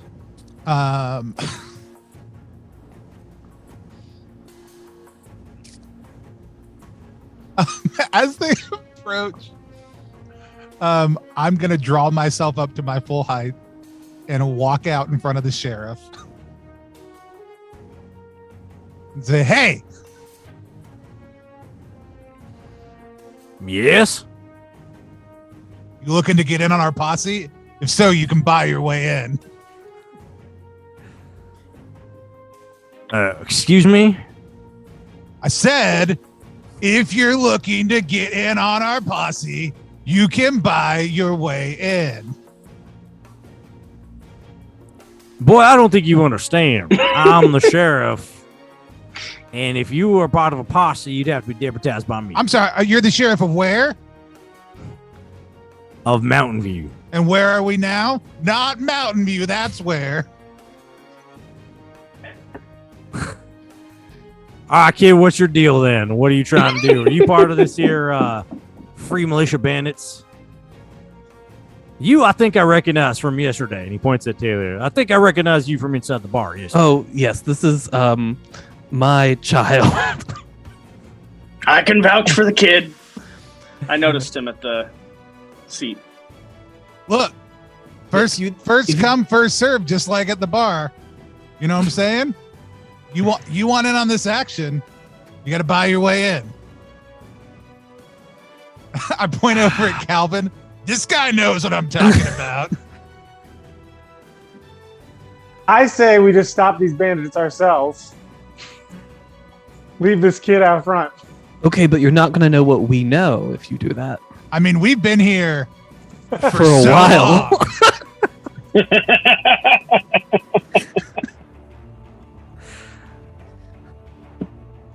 All right, kid's got a fair point. Well, the agreed upon rate with the rest of the posse was 2 water units. That's great. You can pay us 2 water units for every person buying into our posse. Well, guess you're just gonna have to see how it goes then. And he tries to walk past you. I'm 100% just gonna push back against him. If this guy wants to knock a little kid into the dirt, he can absolutely try to. At this point, he's more concerned with the element of surprise, as there's a bunch of bandits up in the ass. He's like, listen, kid, I don't have time for this. We got to get up inside that. Sounds like homestead you to should find out make what's a going on. deal real quick then. You know, maybe we can take a discounted rate this once. We'll just take the 4 waters instead of Per day eat. Yeah, we can do a halfsies. Yeah. All right. Whatever gets you to shut the hell up and not cause us to get shot by no bandits in a cabin. Why are He you hands over yelling water. so loud if there are bandits nearby? You don't tell your friends to shut up. Looking back at us, sir. Here, and he hands Taylor the water skin. That's fine. It's a better choice, and I'll. Now, can we get your kid in order and get back down to business? Sure. Fine. Yeah, So, out of curiosity, is the building that these people are in, does it look rather flammable? Yeah, it looks like a bunch of logs stacked on top of each other in a rectangular fashion. I feel like I gotta throw this Molotov cocktail that I made yesterday at this building. I feel pretty sure I have to do that. Yeah, you may have to. It is too far at the moment to be able to throw it from here, but you can. Well, as you get closer, I'll offer you the opportunity when it gets within range of throwing. Check All right, sounds Molotov good. cocktail. What's up? I'm with you, Chekhov's Joe. Molotov Joe, cocktail. Yeah. let's make our way up there. I see that glint in your eye, you little pyromaniac, and I'm willing to go along with Joe to closer to the house.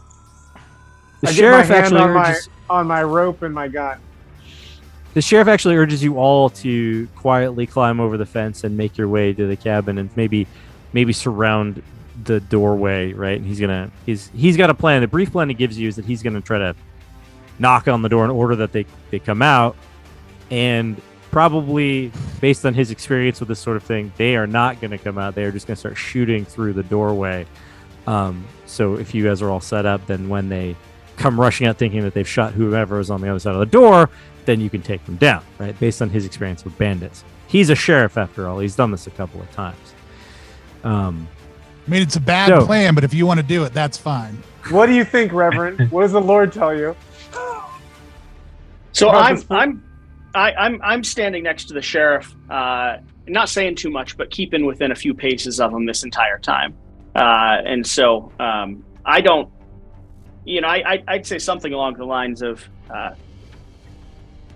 I'm not worried about the men inside. I'm worried about the demon he spoke of. Sheriff, you deal with the men. I'll keep an eye on the things of the God of the Lord.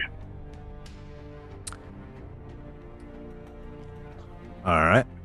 Oh, during the walk, by the way, he clarified that this ranch has it's a bird ranch, and eggs are what Ruko supplies to the town. If you guys hadn't caught on that earlier, he supplies eggs to the town for food, and that's why it's so important to the town.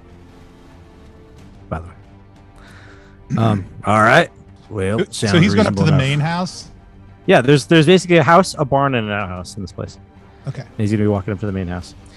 So as you guys begin to climb over the fence onto the property, you are surprised as after you've only stepped a few feet into the property, heading toward the house and the various places you are, a white bird comes out from behind one of the shrubs. It seems to be surprised. It shakes its bill as it is some kind of duck or goose with antlers. After its initial surprise, it eyes you suspiciously, and it possesses a strange intelligence, as if it possesses a strange intelligence. You get the feeling that it might react violently at any moment. I was just so tempted right away to say I shoot it before you even got to the horns part.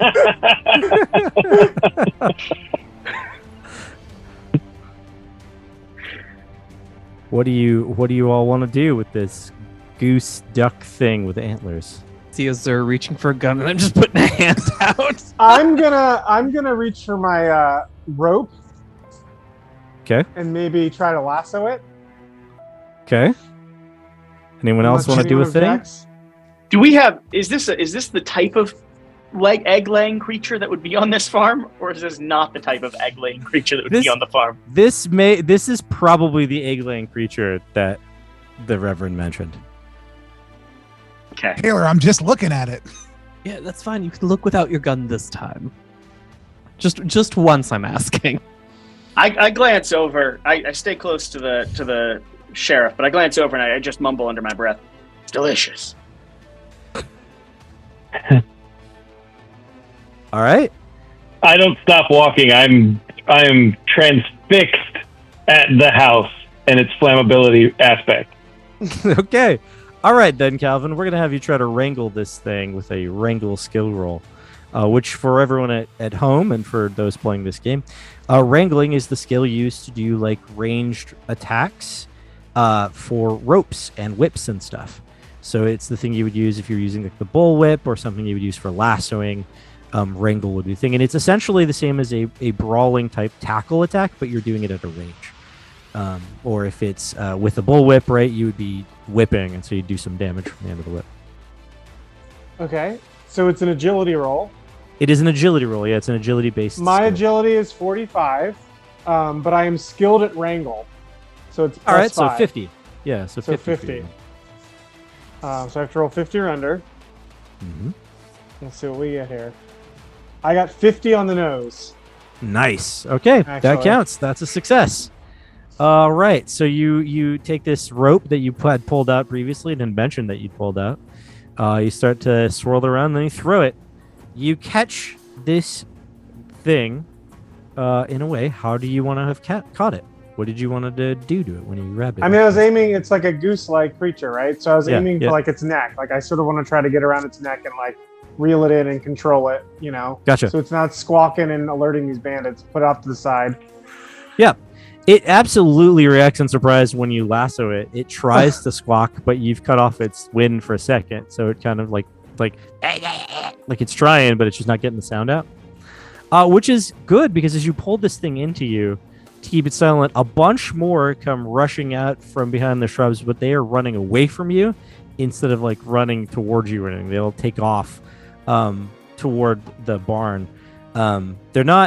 They're not flapping and making a bunch of noise and squawking. They're just moving away quickly, right? Like, oh, okay. Well, that's not a thing we want to deal with. So they're not alerting anyone to your presence. They're just sort of moving away. I'm going to enter. I'm going to enter into their flock and move alongside them. All right. Easy enough. You're flocking with the birds. But Calvin, you now have gathered together a duck that is flapping kind of wildly and trying to croak, but you have its neck sort of cut off. I'm gonna ask the sheriff if this isn't the thing that lays the eggs. And like, Oh yeah, that's the thing that lays the eggs. so we're trying to protect this thing. So Yep. killing it will probably hurt my franchising opportunities. So I'll ask the sheriff what he wants me to do with it. He's like, well, that one seems particularly angry. I think you should probably just kind of tie that one up, leave it here for a minute. We can come back for it, let it go when everything's over. If we want a distraction, it could go through the window. Well, that's actually not a bad idea there, Taylor. If we want a distraction, we could throw it into the cabin. It will surely be on fire. You're ahead of us. I will obey the sheriff, and I'll tie it up to a nearby rock for now. So it's Leaving trying to my fight free, but it's not really. leaving my rope behind. All right. Abandoning your rope for a period of time, which means you Yeah. won't be able to use it for anything in a minute. Correct. Yeah. All right. Having taken care of the strange duck thing with antlers, you are able to move toward the house. Now, those of you that want to move sneakily toward the house, please make a stealth roll for me. For those of you that are just like, nah, screw it, I'm just going to go toward the house. Don't worry about Is it. the sheriff sneaking? The sheriff is going to try. Okay, all right. Then I'm trying along with him. I'm going to try as well, but I'm not good at it. What is flocking with a group of quackalopes towards the barn count as? That would be a stealth roll. But I'll give you advantage for flocking. I fail. I succeed even with disadvantage.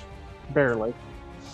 Oh wait, I succeeded with a 15, so I'm actually 2 levels of success. Nice. I fail with a 99. Oh man. I flock with 2 levels of success with a 30. All right. So there was some successes and some failures. I'm gonna write this down so I don't forget. I should have been writing down as you were talking about. I was trying to bring up Balin's notes so I could find out how badly he failed his roll. He actually didn't do so much of a failure, but he did fail. All right. So who succeeded here? One more time. Basic success for me. All right. So 2 levels Calvin for me. 2 levels for me. 2, Joe 2, and then Taylor was a failure with a 99. And It's just a Reverend Thomas. solid 63. So just a middling failure, about the same Okay. as the sheriff's. Failure, and then the sheriff failed. All right, so there we go. All right, so I am keeping note of this because it does affect how the others in this scene interact with you if they can or cannot see you, right? And that's sort of the clencher here.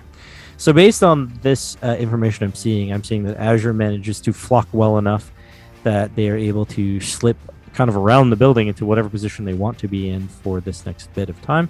The same with Joe. Joe is getting close to the house, but also not wanting to get stopped along the way by a random rifle shot to the chest. So he's managing to use shrubs and whatever all as some cover to stay or stay just like out of line of sight of the door, right? Whatever the case is, because that's the only window, as it were, in this house. But the rest of you, and then Calvin's doing an okay job of being hidden. The rest of you are doing a terrible job of being hidden. You're just walking toward the house. Don't know what you're trying, but you're not doing a very good job. So as you get closer to the house, as you get mid-range-ish away, somebody says from inside, Colonel, I think there's some people coming. And then the sheriff's like, they're on to us. And he reaches for his peacemaker to pull it out. What do the rest of you do? Where have the Quackalopes Throw on the headed? cocktail. The Quackalopes have headed toward the barn. They've all flocked that's in great. toward the barn. So I'm totally stealthed in, but not headed at all in the right direction. no, they Quackalope their way right into the barn, and they're all going to like little cubbies of hay. That's fine. I'm in the barn now. I'm keeping my head on a swivel. I'm still just keeping kind of right pace, right next to the sheriff. But am I able to make a perception roll or anything to see if I notice anything around? Sure. You won't have to make a perception roll for here. Okay. There's nothing to see. There's definitely people inside the cabin, but there's Okay. nothing around aside from the shrubs. There's no. I'm not worried about or- the people inside. I'm looking for any indication of this creature that the farmhand had mentioned. Oh, yeah. You don't see anything related to rats or ghosts anywhere on the property at this point in time. I'll put so my I- hand on my peacemaker as well and try to hide behind some shrubs or stones Sure. to take up position. Yeah. You had a success. You're doing all right. I've realized I'm allergic to birds and I'm just sneezing just incredibly right now.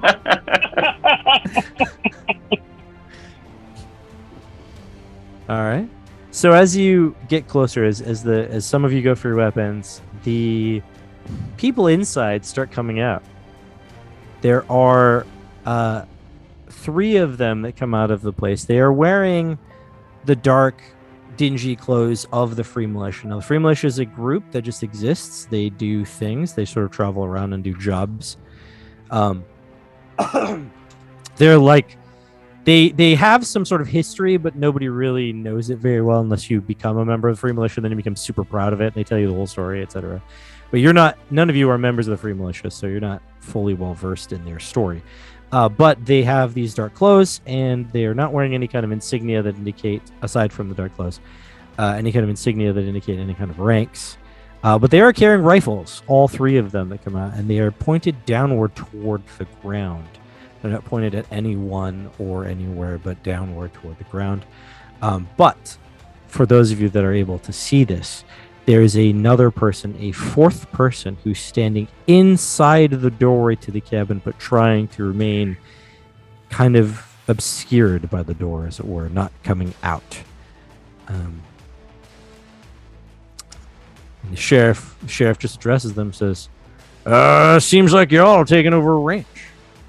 What do the rest of you do? Is there a back door? There is not a back door. While this is happening, I'm just I'm looking trying to- around inside the barn and making my Yeah, way okay. up to the loft. Absolutely. I'm trying to flank the whole thing, but so I can get kind of to the side, and then, in theory, throw my Molotov cocktail inside the building, kind of behind the guys that are on the front porch. All right, so you want to throw it past them through the doorway? Yeah, but like Okay. from the side. From a Got it. flanking Yeah, position. Yeah, I get it. That's fair. So we'll have a little bit of an interaction before you have a chance to actually throw it, but then we'll let you throw it. See what happens. Okay. Yeah. All right. Anyone want to say anything or do anything while this interaction occurs? I don't want to reveal my I'm position, still stuck. so I'm not going to say anything. I don't want to Yeah. reveal my position, so I'm not going to say. Oh, you're, I grabbed You're 3 still eggs while I'm looking sneezing. around. Yeah, I'm still Yeah. sneezing. The It's a eggs stealthy are sneeze. the eggs are actually quite hardy. They're roughly the size. Maybe they're a little bigger than chicken eggs, but they are thick. They seem heavy. And like you'd have to you couldn't crack them by squeezing them. You'd have to smack them against something or smack something against them really Perfect. hard. Perfect. Yeah, so you can easily take these without worrying that they're going to break. They could clack around inside your bag and be fine. And for your information, 1 egg will feed 2 people, so it's fine. But yeah, these quackalope things honk and sort of make noise as you're going through, trying to climb through all their space. But you're able to get up to the loft and look out. There's some holes up there to be able to look out on what's going on.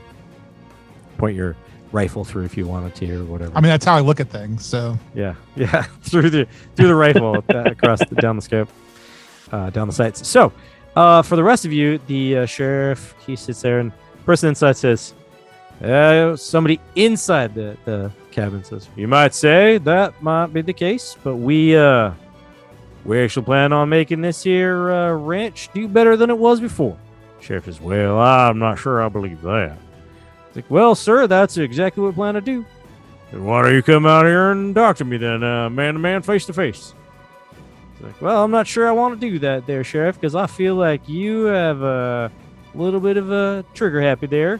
Hands on your gun." Sheriff, he says, "Well, that's fair. That's fair." And kicks his hand off his gun. It's like, "Your boys have guns too, so I think all's fair if we all just kind of set them down." It's a long pause. And the guy inside the cabin steps out to the doorway. And you can see him now. Looks like a normal guy, but his uniform's a little different. It's a little nicer. And he has 3 stars on the collar of his shirt. The men, they don't put down their guns, but they sort of sling them, right? So they're kind of slung now and a little off. Not so much in the ready phase. It's at this point, Joe, that you are in position if you wanted to throw. If you don't want to throw, then you can wait to see what happens next. But you are in position to where you wanted to be.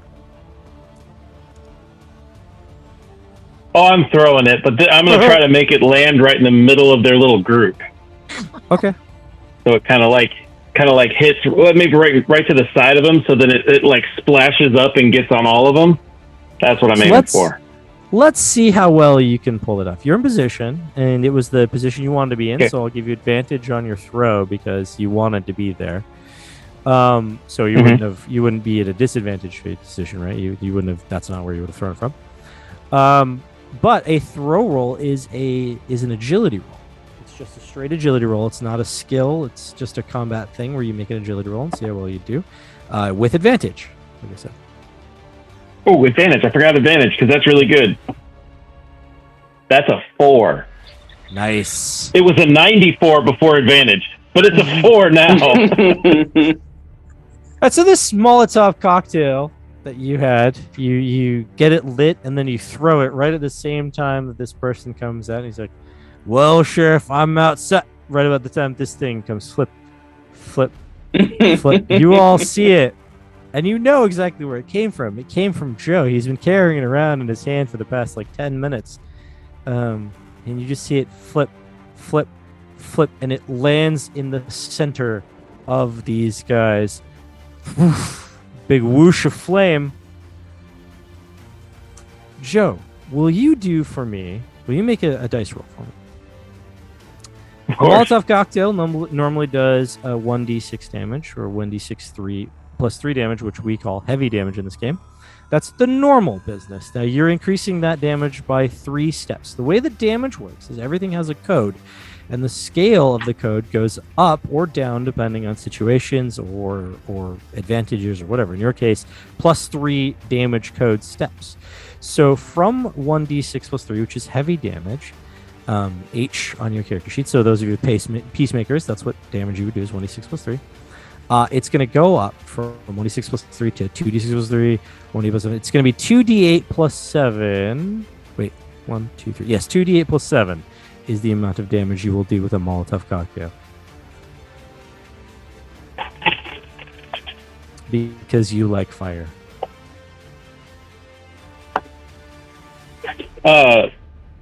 That'd be 6 plus 7, so 13. 13 damage. All right, so your Molotov cocktail hits the sort of wood planking outside the door and goes for 13 damage.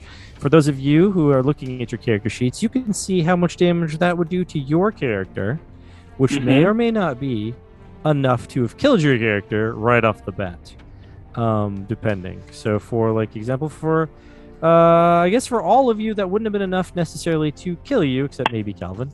But it would certainly put you in a really bad place for that much damage, which is where your armor comes in. So first off, the fire goes off, lights the clothing of all of these men on fire, thus burning through it and making it useless for them. The remaining amount will go on to all of them after that. So that's what happens from this flame. The men start going wild. They're like, oh my god! And they start splitting up in different directions. They're trying to sort of pat themselves off, get the fire off them. The one that came out of the door, he just falls back into the cabin. And we shall start combat rounds now in traditional fashion. Now, the way this game works with combat is you have initiative. It is a number that is a stat for your character. It's derived from a couple of other stats, so it'll be on your character sheet just next to your hit points, and the number will be something like 10, 9, 11, something of that nature. I'm a 9. 9. I'm 9 as well. I'm also 9. I'm a 10, baby. So based on the speed, I think everyone's 9-4. I think you were all 9s. Yeah. Emery, the unused character, was an 11. And so that would have done some stuff. So the way that it works for the combat rounds are broken into 4 action phases, much like Shadowrun if you're familiar with it, but it's 4 action phases. Each one costs 5 initiative. But the first action phase, everyone gets to take turns, so we would go in order from highest to lowest. So looks like a bunch of 9s and 1 10. So 10 being, I'm going to write this down. This is Azure as a 10. And then anyone else, including the bandits, would be there. They would go unless you surprise them. Now, some of you surprise them, some of you have not. So we'll go ahead and count this, especially as they suddenly got lit on fire, as being surprised. So they will all not be able to take their turn because I would remove their turn for the first action phase as the surprise, right? That's how the surprise will work. And then we would go 9s. Now, splitting this up into the way that it would go, I think it goes, let's see, agility. So Reverend Thomas and Joe, you're both tied for your higher initiative, and you're both tied for your luck. So I'm going to go with instinct. All right, so that would mean we go Reverend Thomas, then Joe. Put it down. Rev Tom, then Joe. And then from between Calvin and Taylor, you are also both... Oh, no. Calvin is first and then Taylor, so that's easy. Okay. Calvin. 14. So based on your agility and stuff is how I basically broke this down. But you're all mindful. So, like so. And then Sheriff Balin. So, because you've surprised them, we will go. We'll go with the highest low. So 10, a bunch of other things, and then 9s, 8s, etc. And then I'd -5 from everyone's initiative to start the next action phase. And then if you still had initiative, you go again. So everyone would go in like 5 and 4, right? And then I -5 again for the next action phase. And so if you still had some, which none of you would all take turns, and then -5 again. If you still had initiative, you go again. So like that person I said was 11, they would be 11, 6, and 1. So they would go on the first action phase on 11, second action phase on 6, and third action phase on 1. But they would be the only person to act in that third action phase. They would do their turn, and then they would immediately become their turn again. So people who are faster have this ability to like have their turn and then have another turn. So they have this free turn essentially that allows them to take advantage of the situation, maybe move to a more advantageous situation, knowing that no one is going to shoot them or attack them while they're doing it. Maybe they just decide I'm going to take that extra time to do an extra attack and then attack again because we're dealing with a monster here. Whatever the case is, it's up to them. They get that extra speed, gets them an extra turn, essentially. But Azure, you see this flame go like this sort of thing, flip, smash, flame everywhere. Guys start like barreling out from the building. But you have prepared yourself and you are in the barn. What do you want to do from your advantageous situation? I'm gonna shoot. Okay. The sheriff. Okay. All right. You're gonna shoot the sheriff. Sounds But good. you didn't shoot the I'm deputy. not gonna shoot any of the deputies currently. All right. Don't know what you have against the sheriff here, but fun. Look, here's all Azure knows at this point in time. We rolled up. This guy started talking smack to me. Was really rude. And then when we got here, was like, hey, like his plan was shit. And then while we were talking to people just started attacking these other guys. As far as I'm concerned, the sheriff and potentially everyone who came with him is just a bad actor in this situation. And so I'm going to shoot the sheriff. And that is, I'm trained for that. So in this particular case, when you go on your turn, you will get 2 complex actions that you get to do. Things like shooting or attacking is a complex action, moving is a complex action. You can only attack twice unless you have a special ability or an item that says you have multi-attack. Like if I have a repeating rifle that said multi-attack, you have second multi-attack. attack. Yep. Okay, Yep. Cool. So you can do that. Otherwise, other things that you would do or could do on your turn would be things like taking aim or skill actions, things like that. So if you were to take aim, it would grant you advantage on your attack. That's a thing to note. You don't have to do it, but you could do that.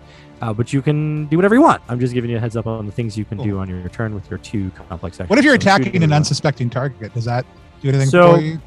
It doesn't do anything for you, but it does something for them. Okay. So the target doesn't know that you're there. It doesn't know that you're going to shoot them. So normally it would be an opposed roll between you and them, and everyone gets a chance to oppose. They've got defensive reactions, or these defensive actions. They can dodge or try to parry. I mean, you wouldn't be able to parry bullets, but you could dodge bullets, right? Mhm.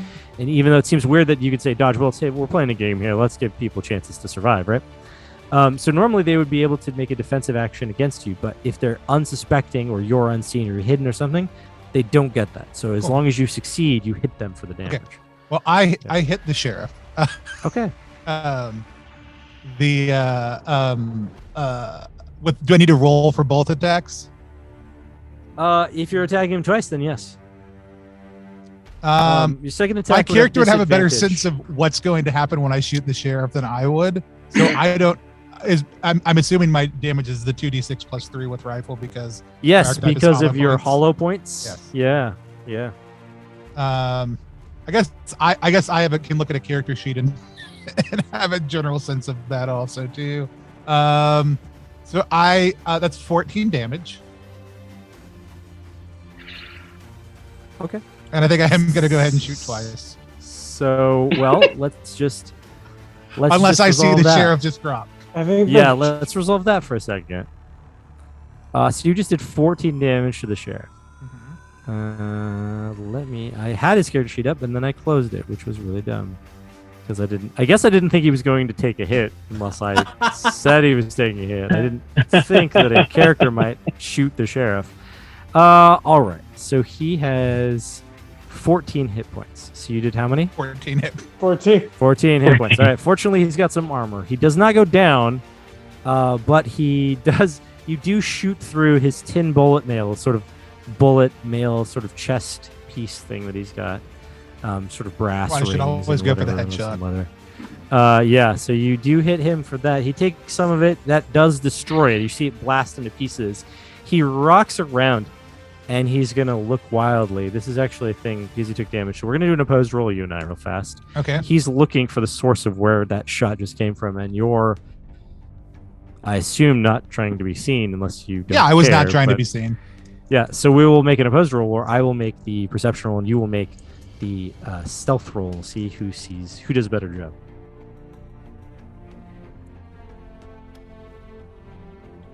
I don't think I I have got a anything. success. I don't think I have anything other than normal roll here. Yeah, I don't think so. Unless, my fictional positioning gives me something. It could, but in this case, we'll just see what happens. That is 6. All right, so that's 3 degrees of success. He had a success, so he does not know where the shot came from. He has a general sense of it being around the barn area. That's okay. but I no like idea. that he turned it around And looked now- at me as I shoot him again. And now you get to take your second shot. But you will have disadvantage on this shot because it is a second shot and you're still recoiling. And from that's the first shot. period. That's just That's period, That's yeah. a thing that happens. Okay. Yep. Unless you had the ability to take aim as a free action, in which case what you would do then is you would shoot once, take aim as a free action to counterbalance it, and then shoot the second time. Both of my 10s are 2s, so it's 29. Okay. Yeah, so like that Crocorn gives you the movement as a free action, right? If you had something that gave you like take aim as a free action, that would counterbalance. So that's this kind of the kind of gritty structure that I was saying with the Yeah. you build upon it. All right, so you got a success. He still can't see you, so roll your 2d6 plus 3. So that is going to be 10. So the sheriff drops hard onto the ground as the shot penetrates the center of his chest. He's coughing. His peacemaker falls to the ground by his hand, and he's bleeding all over the place.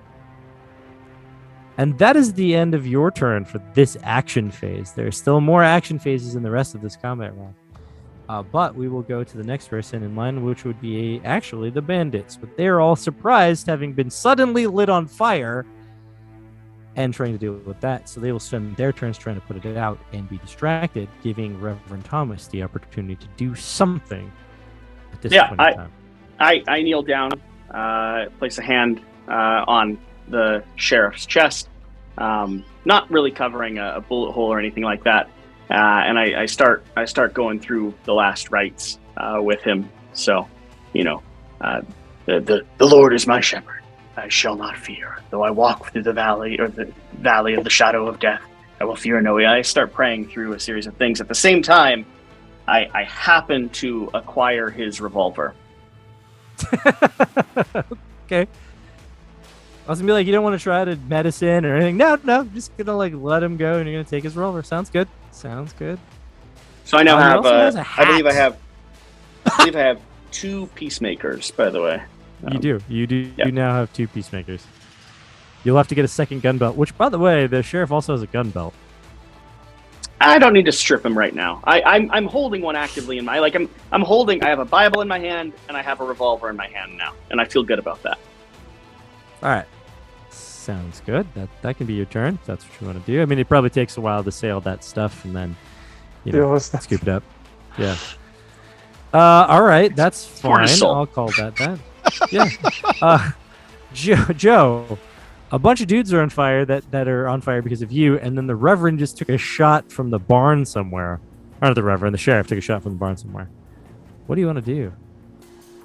How close am I to the back of the building? Like, could I spend my turn running to the back of the building? Yep, it would only be one movement. That's what I so wanna that'd be do. One movement to get to the back, and that would still give Yeah, you one one more. complex action. Fantastic. Then I'm going to use the extra kerosene that I've been carrying with me and start throwing it all over the back of the building. All right, start covering the building in your kerosene. The kerosene that you have. That sounds good. It's supposed to be for your lantern, but it works here just fine. You got to do what you got to do. All right, dousing the cabin in kerosene. Cool. Mhm. All right, then, Calvin. Sheriff's been shot. People are on fire. Someone's ran to the back of the building. What do you want to do with your turn?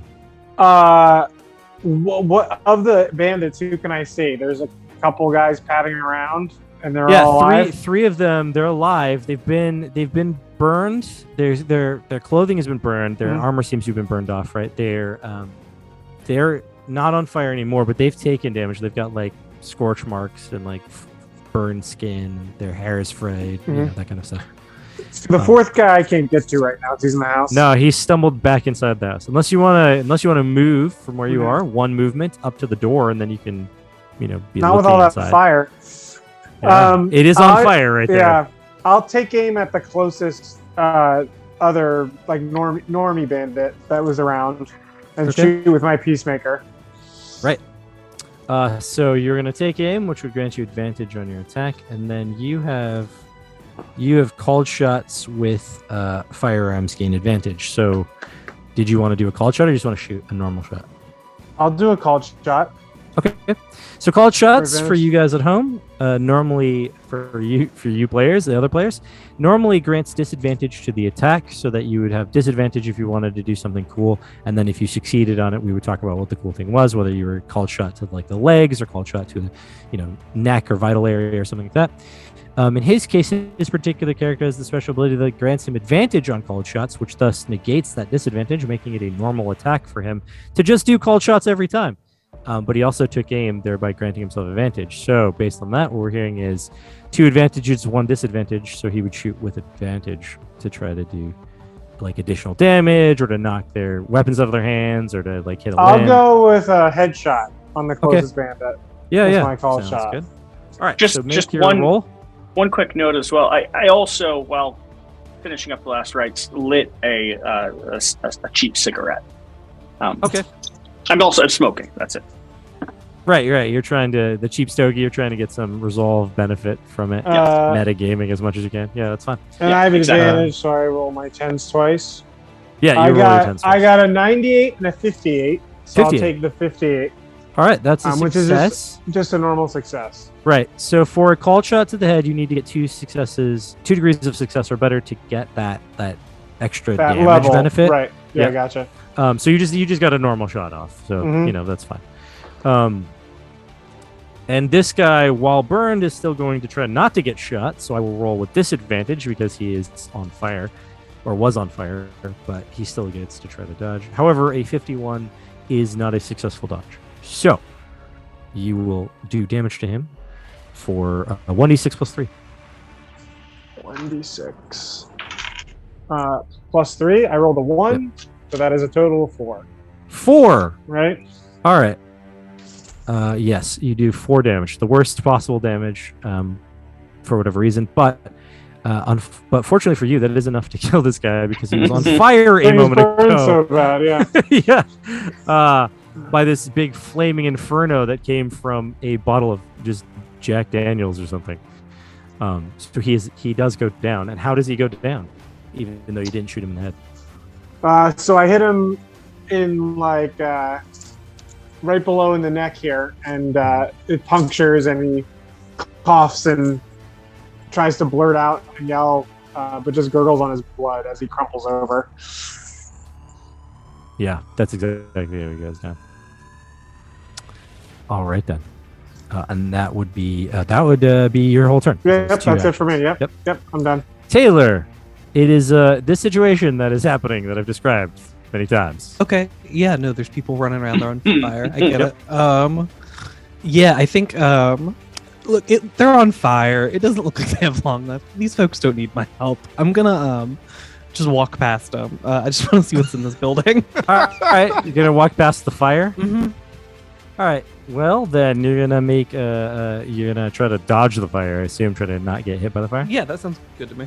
Yeah, so make a dodge roll to see if you can get past the fire without getting hit by it. Okay, can I ask what's the difference between a dodge and a full dodge? So the dodge and a full dodge, this particular case, I'm only giving you the option of dodge, but a full dodge would be when you decide to also sort of add athletics to it to jump out of the way.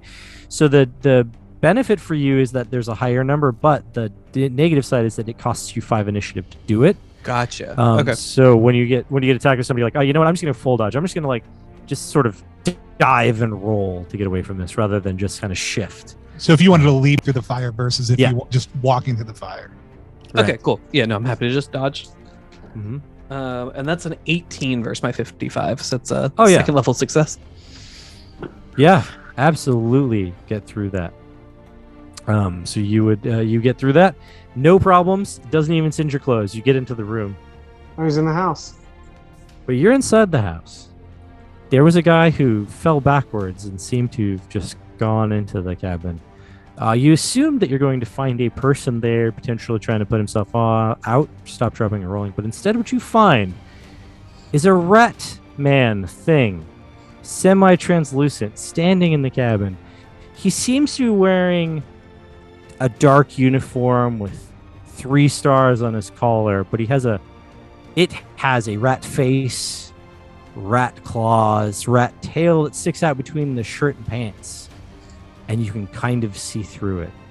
And it chitters at you. Okay, whoa, we're good. I didn't try to catch you on fire. Can you do the human thing again? We'll get to that in a second. It's not his turn, but that is your turn. Oh, cool. That's my turn then. All right. And it would be Sheriff Balin's turn, but somehow he doesn't have any turns. Why not? Rip. Does he pass away before we finish last rites, or what's? I just would love to know. The No, status. he's like okay. So on his turn, he will cough blood, and he'll reach up to you. He's like, "Hey, bears in the barn." That's what he says.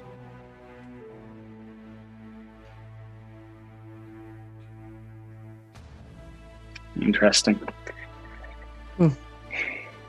He All says right. to blay, which means to bluff. So Azure, it is your turn again as we come to the beginning and we -5 from everyone's initiative and go to the next action phase. It is your turn again. The sheriff is laying on the ground, seems to be drifting from this world. Reverend Thomas stands over him and has removed his firearm and is carrying it in his hand. Yeah, we see like it drift over the Reverend for a second before I realize he's just lifting that gun, and then just kind of float off. I'm good right now. I'm going to cover the door. I think is probably. I mean, there's people running around on fire. There's plenty of people down there to deal with it. And I'm gonna, cover the door.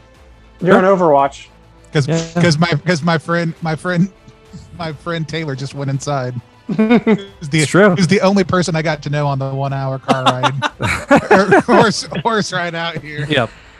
Some quackalopes start to honk at you pretty aggressively. It seems like they're annoyed that you're up in their space. I thought they were down below. Are they up here also too? They're down below, but they're still honking at you. That's fine. Yeah. Quackalope's gonna honk. You know what I'm saying? True. All right. So the bandits outside, one of which is dead. I'm just gonna mark that. The other 2 are now kind of got themselves contained. Inside the cabin, I will cover those guys because it's their turn. But then also Mavery.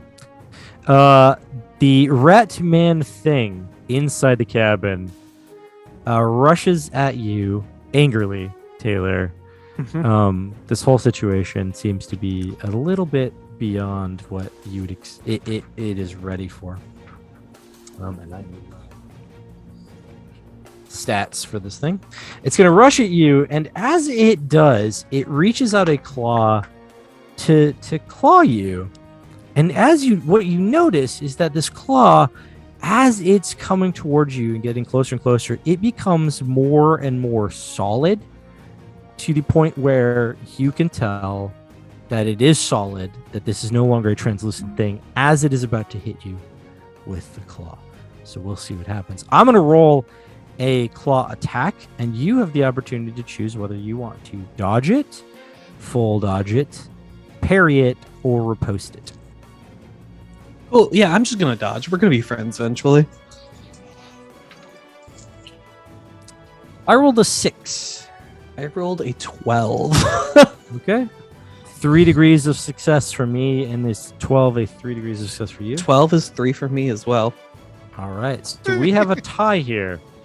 A tie between, in this game, would go to the player in most cases, except in cases when you're dealing with cursed creatures. This is a cursed creature, so you fail to dodge out of its way. And so I will roll not very much damage indeed, but some damage anyway. You will take only 3 damage from this thing's claws. Also, I forgot to have you make a resolve roll when you saw this bizarre creature. So the 3 damage you will take. So now the 3 damage does not necessarily go to your health points. It'll actually go to your armor first. Okay.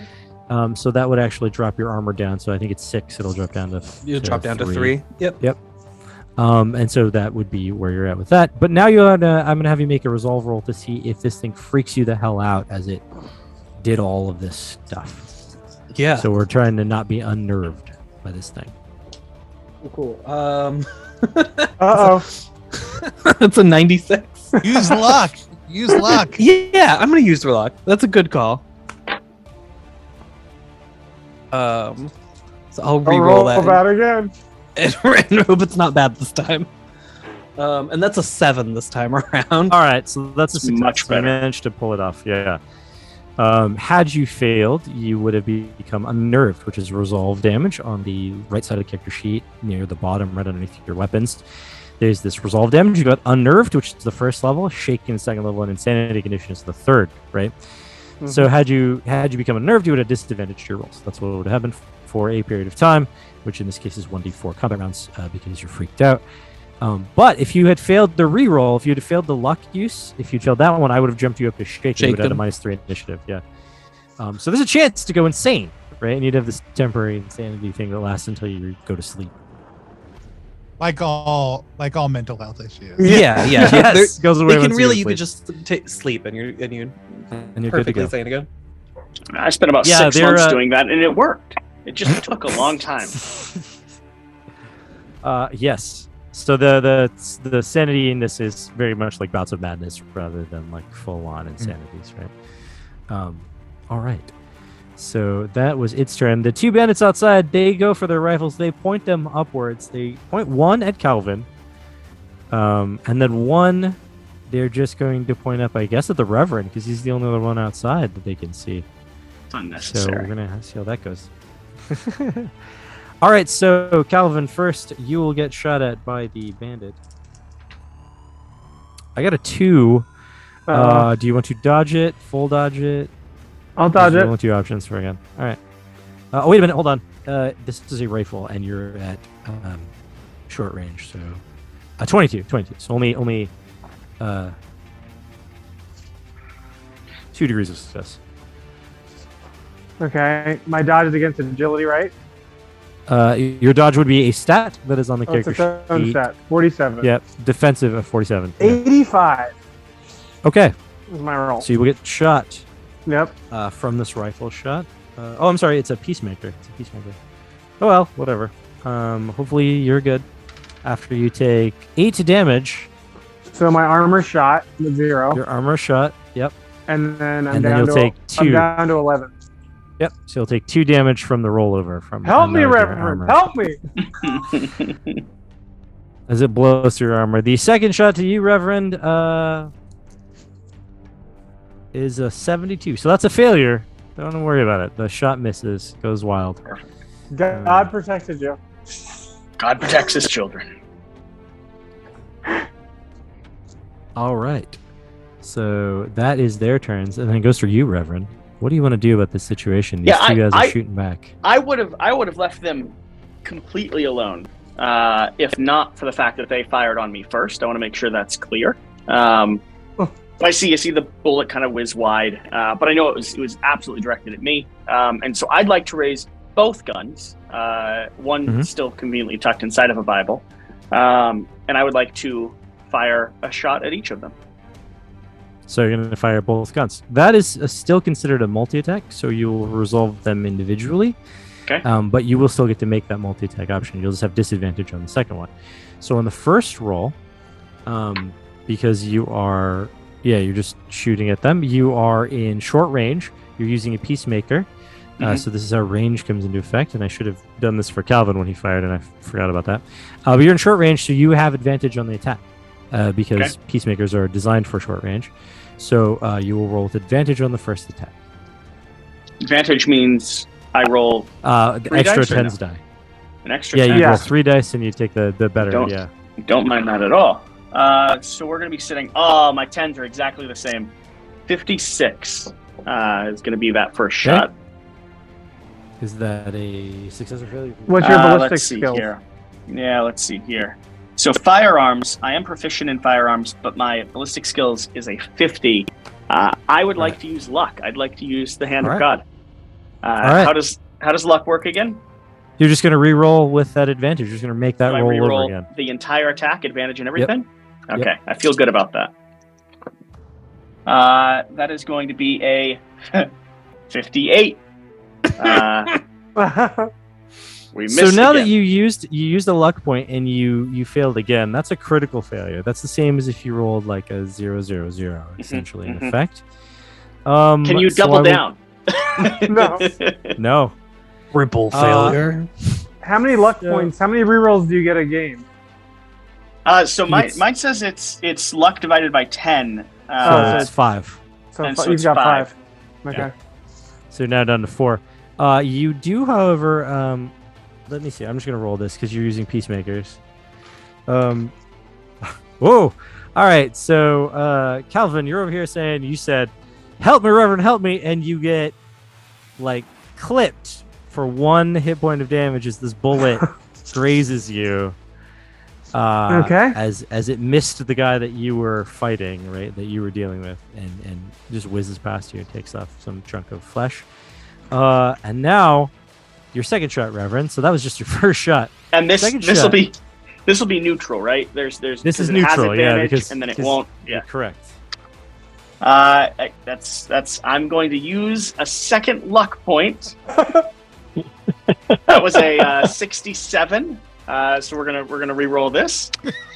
That's gonna be a 35. Okay, all right. So we're not gonna be shooting Calvin a second time. just like everybody's just charting out other members of the party, blah, blah, blah, blah, blah, unintentionally. But all right, so this person will dodge or try to dodge. They were on fire after the end. 41 is not a successful dodge. Oh no, it is a successful dodge, but it's only 1 degree of success. And you had how many degrees of success? I believe I'm just at 1. 1. All right, so because this is a tie now, these guys are not cursed creatures, so the tie will go to you. So you will do the 1d6 plus 3 damage. So, do you want me to roll that for you? Yeah, you can go ahead and roll it. It makes sense, honestly, because I morally I enjoy killing. Like, it's not my thing. I don't want to kill the people. What about the rat? I can't see the rat. So your shot buries right in the center of this guy's chest and drops him, like slams him against the side of the cabin and drops him to the ground, blowing out the back of his chest, blood everywhere. He is gone because you did. I say a prayer for his soul. Yeah. You did the maximum amount of damage, and I'm like, well, that guy's out of the picture. All right, so he goes down, and thus we go to Joe. For the record, I would like to note that the shot that missed was the sheriff's gun. The shot with from the Bible guy. The peacemaker from the Bible has not missed. Historically, I think that's accurate. As the Bible falls away from it right before you take the shot, right? This sort of anime moment of like holds up a Bible, then it like yeah, exactly. Yeah. All right, Joe. It is your turn to take 2 complex actions. You've been sloshing a bunch of kerosene around the backside of this building. Yes, now that the wood is fully soaked in kerosene, it is time to light it on fire. Okay. How are you going to light this on fire? You smash your lantern against it? You just try to do some action to get it started? Well, I assume that I have some sort of a tinder ball concept here, because I do have a lantern. I would assume I have some sort of something that would light said lantern. Yeah. We won't make dramatic purposes and have you make a survival roll. We'll just light it on fire. So you light this thing on fire. There's a whoosh of flame as this whole thing goes up. Taylor, you're inside of a building that suddenly is very hot and smoky as flame begins to grow on the back wall. You hear slight giggles in the background, by the way. It's a nice music. Perfect. Calvin, we'll jump to you outside with the 1 bandit still remaining. And reminder to you, you are in short range, so you will have advantage on any attacks you make with your Peacemaker. All right, I'll do an attack with the Peacemaker. Let's finish the front. These. All right. So you've got advantage from the Peacemaker's distance. Are you going to do anything besides shoot? Do you want to take aim or anything? No, I'll just shoot. So if I miss, Okay. I'll take another shot. All right. But I'm at advantage, you right? So can't. I'm You taking wouldn't plus- have. You don't have multi-attack, so you wouldn't be able to take a second shot. Okay, then I'll take aim. But I already have advantage, right? So it doesn't really matter. You have advantage. You could have advantage again, but are you going to do a called shot? It doesn't matter. Doesn't matter. I don't think it matters. I got a regular success. 56. All right. Okay. Yeah, I got a failure, so you will do 1d6 plus 3 damage. 1 again for 4 total damage. 4 total damage. We'll take this guy out. Yeah, I figured it's pretty dropping hard. this guy. Last time. Yeah. So this guy goes down in a cool way. Oh, it's me again? Yeah, Oh, no, whatever. If yeah. you want to dictate it. If No, not, no, I'll you tell you. you got it. Go for it. All right. So you wing him on the side of his neck. He goes spinning, slams into the building, and then falls to the ground, dropping his weapon at your feet. Just this arc of blood on the wall, though. All right, so my second action will be to pick up his gun. Okay. He had a rifle because I had disadvantage on his attack, so he has a repeating rifle. Okay. Repeating rifle's base damage is average, so 2d4. But it has multi-attack.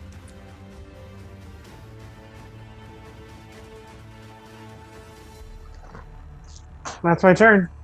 That's your turn. All right, Taylor, inside the building you're in, it is filling with smoke as this now once again incorporeal rat thing stands in front of you. Yeah, I'm like, okay, rat person. I'm a doctor. We can fix this. We have to get out of the building first. Okay. That's gonna be your turn. You want to try to convince it? yeah, I'm gonna try to convince it. Make a charm roll for me now to see if you can calm him down now that he's had a chance to actually really listen to you. Yeah, this seems like it's gonna go my way. We're fine. Massive success. Come on. What's your charm? What's your charisma? What It's number? 30, and I don't have. I'm not proficient in that. Okay, great. So you'll have disadvantage. Yeah. This seems great for me. I'm gonna blow a luck point because it was a 94 immediately. Oh. Okay, cool. I got a 25 somehow, so I'm gonna take that. Is that 1 with the degree of success. disadvantage? That's with the disadvantage. Ooh. All right. That is a success. Let's see. And this opposed him trying to resist. See if it did. Nope. A 94 does not question, resist. Isn't disadvantage you take the worst of the two? Yes. He blew a luck point after he rolled. he the would've- 94. But he took Yeah. the luck point. Yeah. Got it. Okay. I My rolled bad. a 15 and a 25 the second time around, so. Nice. And he failed. So you convince him to be more friendly towards you. Let's just walk outside. We can talk through this. It's like this weird look in his eye where you can see this sort of interesting, like, I don't know what to make of this guy thing in the rat's eyes. Staying inside this burning building isn't going to help me. Yeah. I'm just gonna back out and be like, okay, nobody shoot the rats with me. All right. And then He's Sheriff out of the- Balin coughs a little bit more as he dies finally for his last bit of time. All right, minusing 5 from everyone's initiative. That will end. The action phase. There's no one has any initiative, so no one takes in turn. So it'll end the action phase or the combat round, and we will start the second combat round. But it seems like we've moved a little bit away from combat, aside from a burning building, unless people want to do something. So we'll stay in combat to give you guys chances to do things in sort of the action order. But it doesn't feel like we're necessarily in combat anymore. We'll see. We'll see how you act. So Taylor starts backing out of the door, and the rat thing follows, but the rat thing doesn't use the door. It just kind of passes through the wall next to the door, and there's a semi-translucent rat man thing standing there in the flame of the burning porch area that appears to be unaffected by it. Okay, look, we're friends now. Everyone can put their guns down. Sure, it is your turn. As Taylor is saying these things, you see a semi-translucent rat man come out through the wall. I'm just gonna kind of cover the whole scene with my gun. We see it zoom in on everybody's head for a second. While crescendoing music plays up in the background. And I pull an egg out and try to bite into it, but then I realize the egg is too tough for me to do that, so I stick it back in my pocket. Oh no! Mm-hmm. Yes, it is. All right then. The rat thing moves forward. It appears to be aggressive, but it's not really attacking anybody. It's sort of staring for a minute, trying to figure out what to do, looking at Taylor more than anyone else. But it does have like this aggressive, angry look on its face. Reverend Thomas, what do you want to do? I would like to go ahead and use my banishing ability, my archetype. Mm-hmm. Mm-hmm. So what you will do then is you will make... And I light a second cigarette. You're only going to get the benefit from the one because it works That's for okay. like 12 hours. So That's fine. That's fine. But you have advantage on the resolve roll that you're going to make, but I think you already have that as well from check your character sheet. So you'll have double advantage. What that means, what stacking advantage means is that you will have... if I succeed, I get to adopt a Quackalope? I mean, that is one thing. No. So what it means when you stack advantage like that is that you will have advantage on the roll. You can only have one additional die, but you'll add a +5 to your threshold for that additional advantage. So your resolve would go up to 60 in this case. Okay, and what am I rolling against? Which skill is this? This is not a skill. This is resolve. This is that special stat resolve. My resolve. In the right side and the middle. Yep. That 55, which becomes a 60 now because of the double advantage. Becomes a 60 and then a 62, I believe, because of the cigarette. No, the cigarette grants advantage. Oh, it grants on advantage on resolve. Yeah. I see, and it costs. Sorry. Yep. So advantage is going to leave me with a 28 right now. Cool. So 28. That is a success. So you will grant disadvantage to the Ratman thing for this. Actually, roll 1d4. Okay. 1d4. Mm-hmm. Oh, get on my computer. That's going to be a 1. All right. So for one combat round, for one whole combat round, which is those action phases, right? This is why timing matters. That's why the action phases exist. For one whole combat round, this creature will have disadvantage. Now, if you continue the banishing, that's when it has to make that resolve roll to turn back, to try to resist being turned back. So it's not right now. It'd be the next cycle. Correct. Okay. Correct. But you've started the process, so now you've begun, and you don't actually have to roll again. You can just say, I'm going to continue it, and it will have to make the roll.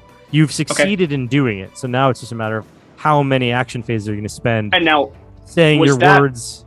was that my full? Is that my full like 2 actions to go ahead and do that? Yeah, that's or- kind of like that would be Okay. that would essentially be your turn, right? That would be everything that you could do.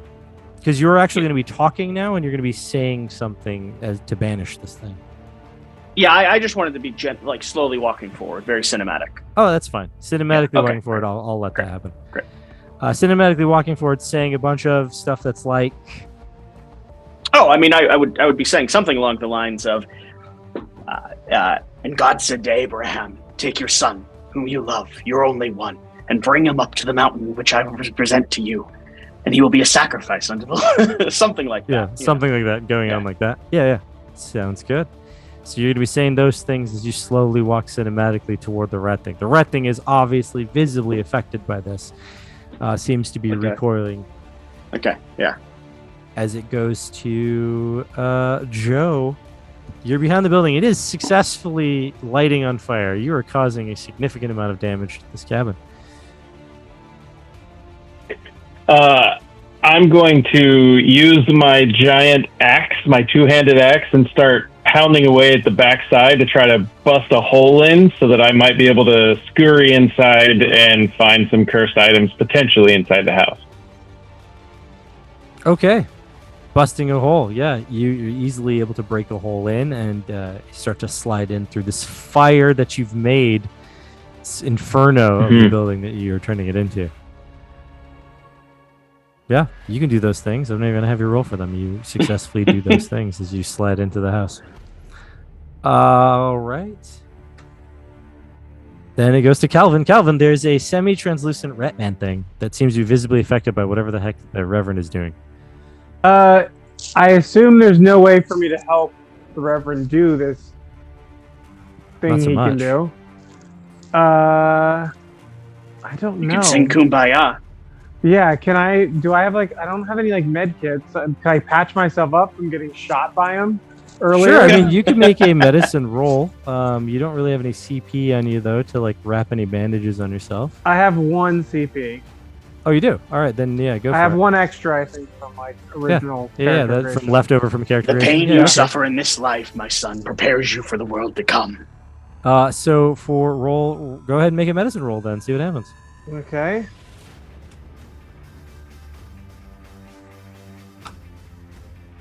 And medicine's under what? It's under intelligence. Oh, I'm pretty good. You at are that. not proficient in it, so you'll have disadvantage.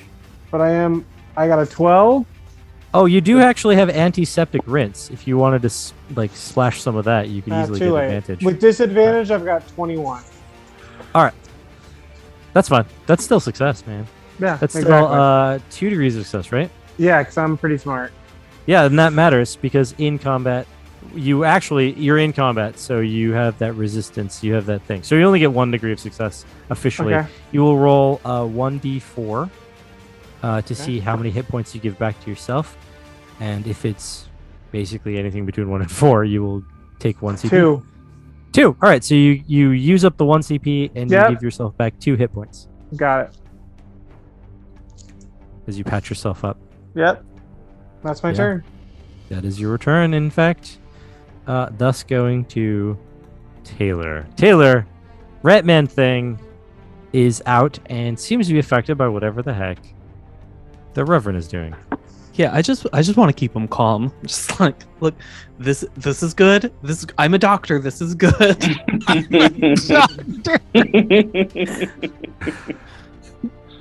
All right. So you're gonna try to make another charm roll, see if you can keep him under control, because he doesn't seem to be liking what's happening. Yeah, I'll make another charm roll. This is a powerful combination. I like this. Yeah. I'm just gonna fail this one. This is a bad fail. No. This is luck. I've All spent right. 4 of my 5 luck points already. All right. So you fail. Yeah. That's fine. All right then. Then I minus 5 from everyone's initiative, and it goes back to Azure. Back ahead, gotta count you in. Everyone seems to be standing around outside. How? Let me ask a question. Now that the Reverend is doing what they're doing. Yeah. So distinctively for my character, Mhm. right? How does what he's doing to this other creature feel to Oh. me? Yeah, you are close enough. Yeah, it sucks. You have disadvantage on everything that you do. Well, no, you're not a cursed creature yet, so you don't have it. You feel it though. You feel it. Right. Yeah. So here's what here's Feels the thing terrible. that the streamer is asking the GM. Do Yeah. you want to display a mechanic right now? Yeah. I mean, it would be calling to you from inside your soul. You'll at least have to make a resolve roll to see if you can resist it, but you don't have to. You can choose not to resist. Do we want to give some context to what the issue is here? No, we don't. No, we do not. Not we do not. at all. No. I agree. Because I would love to know. I'm going to make a resolve roll, and All right. because there's a better cinematic cut for that. Do not shoot me I'm in going to the make back. a resolve roll, with disadvantage apparently. Can you can use it if you pass a roll? Can you just choose to fail it instead? That's what I'm asking you. I'm asking you if you want to fail it. Yeah, you can just I don't know that I want. I mean, I want to see what happens. Let's see what happens. Okay. I've got a 9 in play in the 10s department, so I think we're. Yeah. I got two 9s. 99, huh? All right. I don't love this conversation. I just, for the record, I want to state that. Cool. How fast does this happen? Instantaneously. Sweet. All right. Cool. You just suddenly are the thing. Cool. So here's what's going to happen on my turn instead. So all of a sudden, Reverend Thomas, well, actually, I guess I should roll first. Let's see. I got to make a different die roll. Mm-hmm. I got to look at a different part of my character sheet now. Yep. I'll be looking at the backside as well.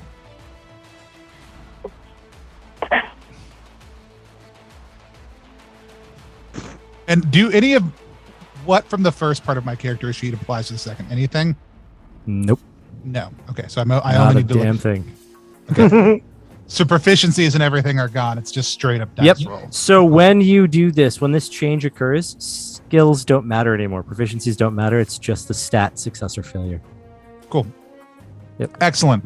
All of a sudden, Reverend Mm-hmm. Thomas, a giant crow creature slams into your back. So I use fly and strike. Flies 2 distances while moving.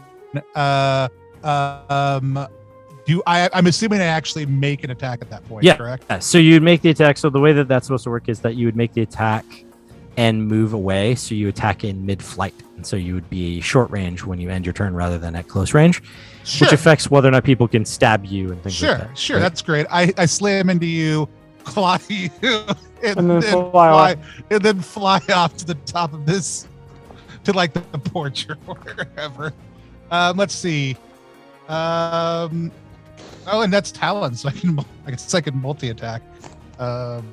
Yes, with that yes, you also. can. So you are a giant black bird.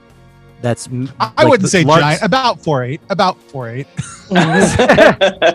Well, so actually, it's about the same size as everyone else. So it's basically a man size. So Sweet. 4'8", maybe 5'4", but maybe a little bit taller.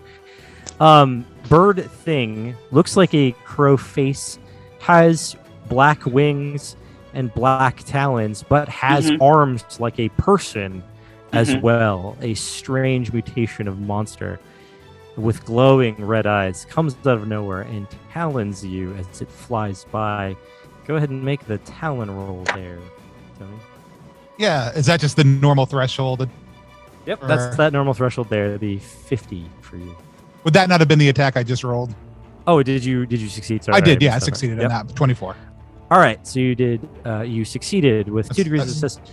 Reverend Thomas, you do have a chance to try to dodge. However, you have to get 3 degrees of success not to get hit by this thing. So Okay. if you want to try to dodge, If I it comes tried out to of nowhere. dodge, would it break my current recitation?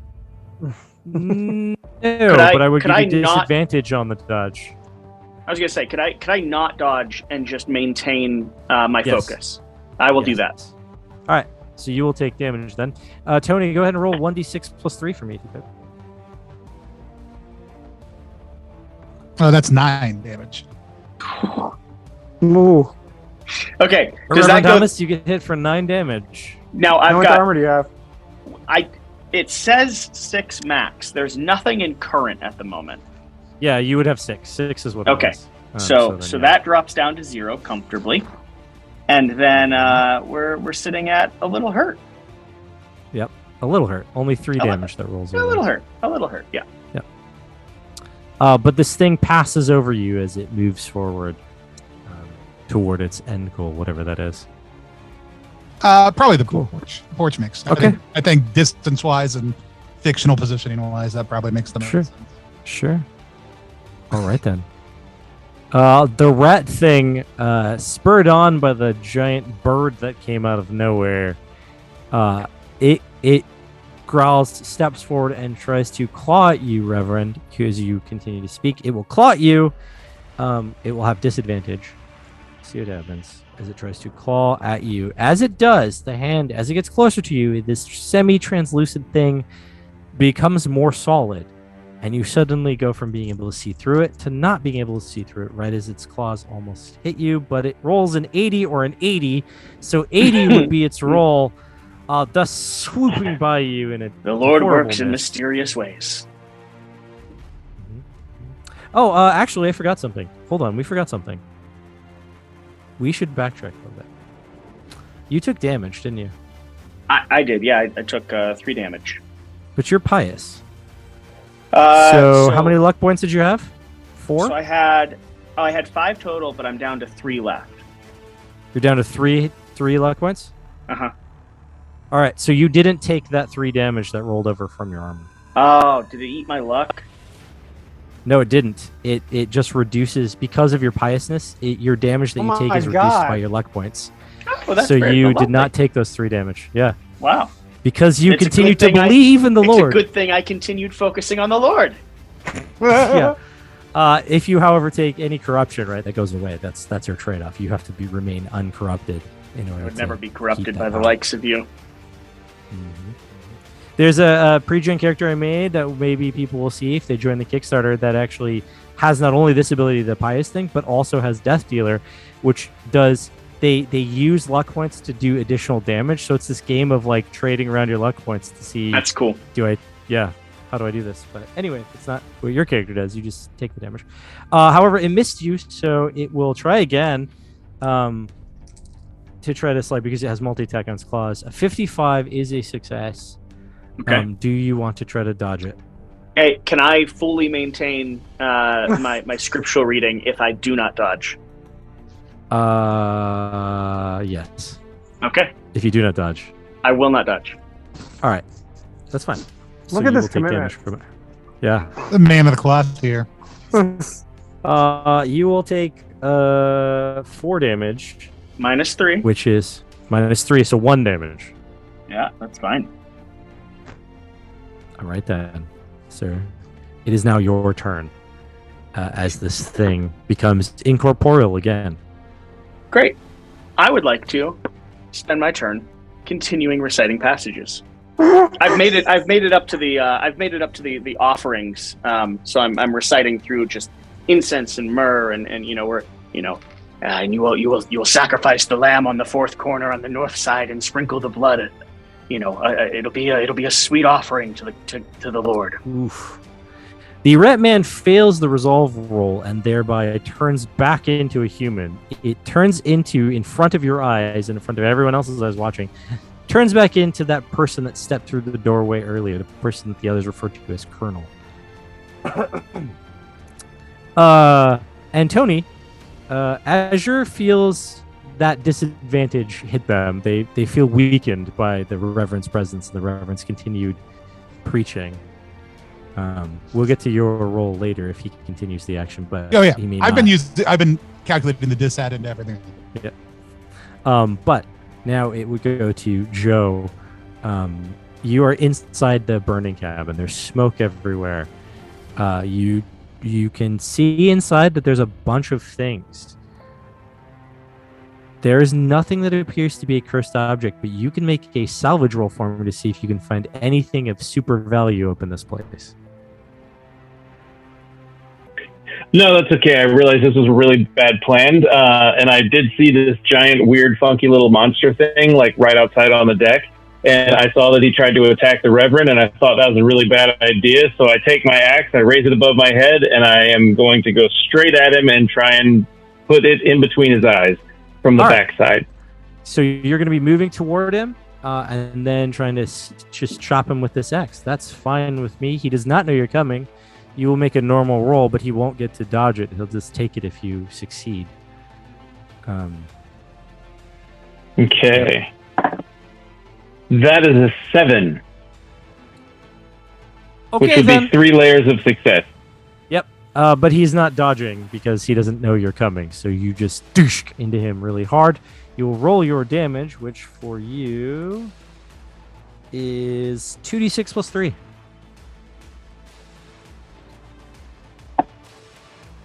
That is 14.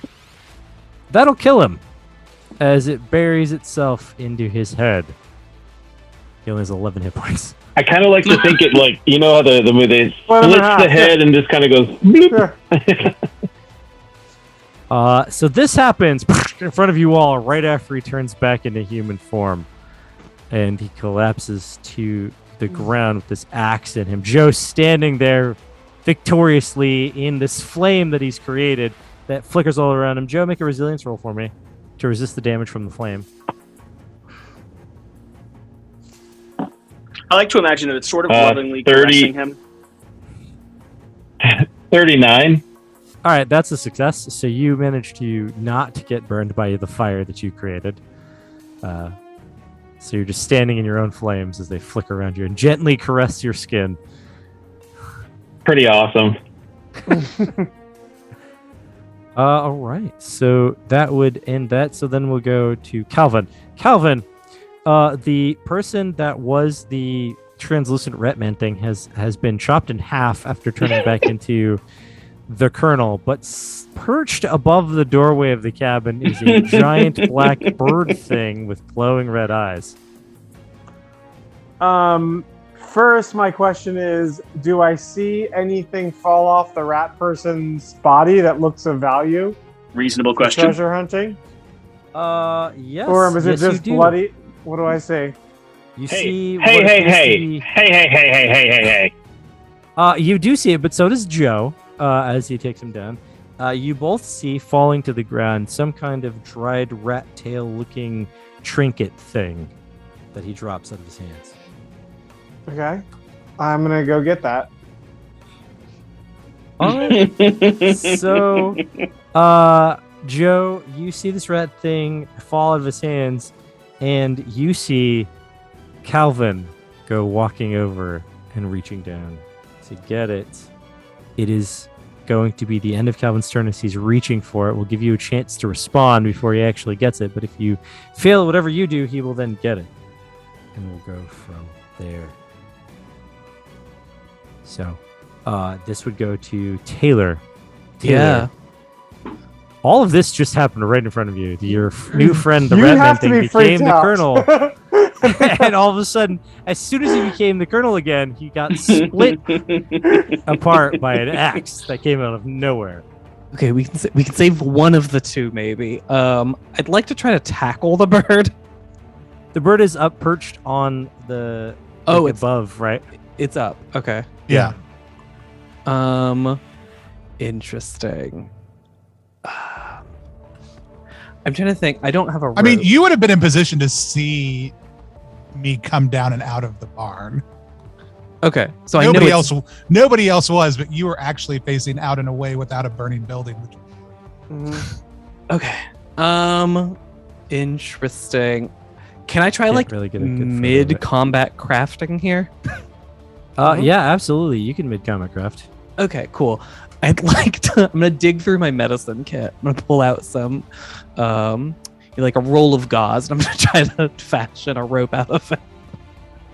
Okay. Well, yes. So you're essentially gonna be breaking down this thing, right? I'm gonna break down the medicine kit. The medicine kit. Yeah, you're just gonna pull the component pieces from it. A rope only requires 2 component pieces. So yeah, go ahead and make a crafting roll. Normally, you could only be able to get 1 degree of success because it's combat and things are crazy and chaotic. So just tell me what you get. Okay, cool. I got a 44 there. Mm-hmm. Is that a success then? Just a flash your sheet. There it is. That looks like a success to me. Is it- Yep. Yeah. Okay. All right, cool. so that would be a success. You succeeded, so you will craft the thing. It's 1 degree of success. It's combat, so it's 1d4. That's the amount of stuff you can put into it. But because of you're using tools, I assume. Always Yeah. tell me you're using tools. You're using tools, then you will increase that to 2. It's 1d4 plus 1. Yes, 1d4. Okay, plus cool. 1. And then I have the archetype tools of the trades. The repair code plus Right, 1 if you're that's using what tools. that's what I'm Okay. talking about. So Cool. that's why it gets that plus 1 from it. Because the repair code works like the combat code. So Oh, 1d4, right. 1d4 plus 1, 2d4 plus 1, that kind of thing. Okay, cool. Or 2d4 plus 1, then 2d4 plus 3, something like that. Anyway, roll 1d4.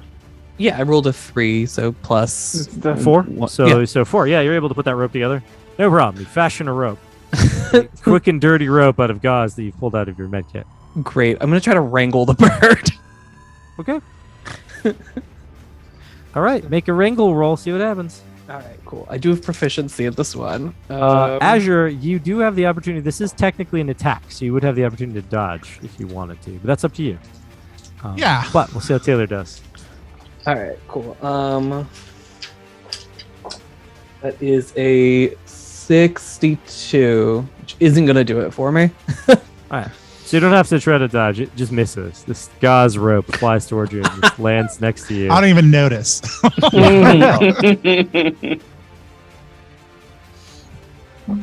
All right. Some ropes So are that better means- for wrangling. Yeah, you know, That gauze means- didn't really do it for me. You need a little bit more weight with your Yeah. gauze. So that being Taylor's turn, I will now -5 from everyone's initiative. No one has any more initiative, so we will start the next combat round. The building is now entirely on fire as it has grown more and more from both sides, both the front side Front and the and- back side. It is now entirely on fire, except for, well, parts of the roof. Probably the one bit that Azure is standing on as a crow. But it is Azure's turn as this building burns.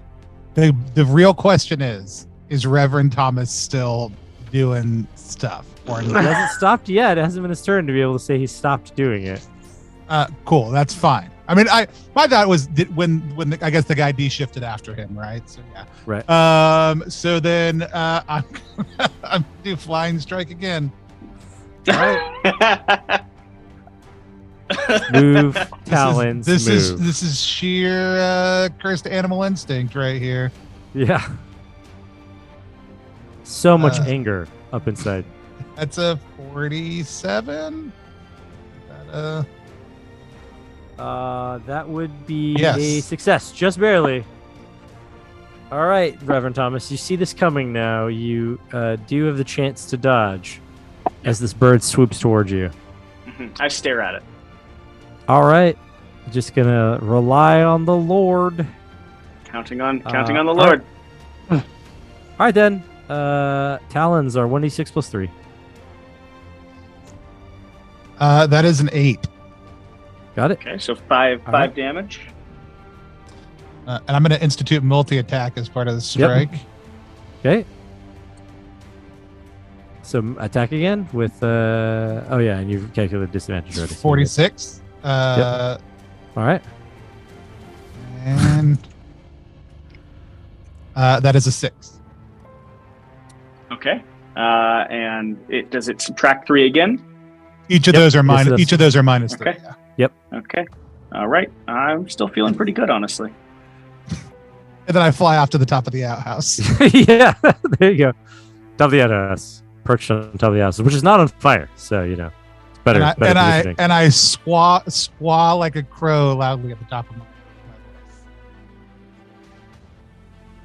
Yeah, Reverend, it is now your turn as this crow thing. Yep. Has done its stuff. Yeah, I would naturally continue my rights. You know, the creature has attacked Focusing. me. The first one is dealt with. I'm not even concerned about the object or the squabbling people around me. I am fully focused on the other cursed creature around here. Sure. All right then. Azure, as a thing that is affected by this, you need to make a resolve roll. Okay. If you succeed, you're fine. If you fail, things happen. Unless you want to shift. I mean, I don't have any need to kill. I think essentially I'm responding to the fact that my character does not like what's happened. Sure. And resolve for this is 55. Correct. And I am at disadvantage on this roll. Yes. So it's a 94 and a 56. So 94. 94. All right. So that will cause you to shift back into your normal human form, perched on top of the outhouse. He made it there. He wasn't mid-flight when he shifted or anything. No. He landed. It was his. He had to end his turn where he wanted. I do lose my bounce and fall off the outhouse. Right, because you're into perched, a puddle. right? Does he fall A puddle of backwards muck or into something? the outhouse? No, it is wet ground. It's not pleasant. Yeah, but right. It's not. Yeah. Yeah, but it's like because he was perched, so your talons like grabbing onto the edge, and then when you come to, you're like back in shoes and stuff, and you're just fall to the floor, like fall to the ground there. All right, so you turn back into a human form. Reverend, success on that. It did it again. You're relying on the Lord. Brought down 2 of these cursed creatures. Joe, Feel all right about that. yeah. Joe, you're standing there, and Calvin seems to be reaching for that strange rat-tailed trinket lucky charm thing. I see this absolute horrible stance of a man try and reach for the treasure that I worked so hard for. So I'm going to do an athletic move here and grab his arm and try and flip him over top of me into the burning house. So that's a brawl move. That's a brawl move that you're doing. So that would be fighting Are skill. you sure it's not athletics? Because I feel like it's an athletic thing. It would be athletics if you were trying to jump over him or something, but grabbing him and throwing him would be a fighting skill thing. Okay. But you're proficient in brawl. You just have slightly less in number, right? 10 less. Yeah. All right. So you're going to go ahead and make that roll, and he's going to get to respond to that, whether he wants to dodge it or parry it. Trust so this in the is one of Lord, those situations. Close range melee attacks, fighting skill attacks, he can parry that if he wants to instead of dodging, but I think he's probably better at dodging than he's parrying. Way better. Yeah. So I think actually, since I'm and as a person would know that it's not an athletics roll, that it's more of a brawling roll, I'm going to switch to what I was originally going to do and try and chop his hand off. Okay. Chopping his hand off. This is a different level. This is another step up of aggression, but okay. Fine. That's what you want to do. All right. Yeah. Is that still a fighting skill? That's roll still a up? fighting skill, and so you can still parry or dodge. Yeah, still dodge. It's a 23. So that's 2 levels of success, I believe. Yes, that is 23, so you have a 45, is that right? Oh, So it's only 1 degree. yeah, so it's a 22. Yeah. Dang it. 1 away. So, Okay. Calvin, how do you want to respond to this Dodge. thing? Dodge. Here we go. I got an 11. All right. Which- Snatch your hand back. Yeah. It's Now- 2 degrees of success. Let's make a. Now that well, leaves no, me it'll be your open turn. so I can grab that. Well, how many Don't combat I get actions 2 do you get, bro? chances? You do get 2. Don't I get 2 combat actions? Yeah. Hold on, I'm not done. I was gonna say that he would get maybe get a luck roll, but I realized that he has a turn, so that would be his turn. So you still have a complex action, so you can absolutely use that second complex action to do what you want. Then I will grab that rat tail. All right, you grab the rat tail. You will immediately take upon you 9 corruption. Fantastic. 9 corruption. Your shadow is now out of sync with your normal movements, so your shadow is slightly off from you in a weird way. And You gain the ability to use the command skill as a free action during combat.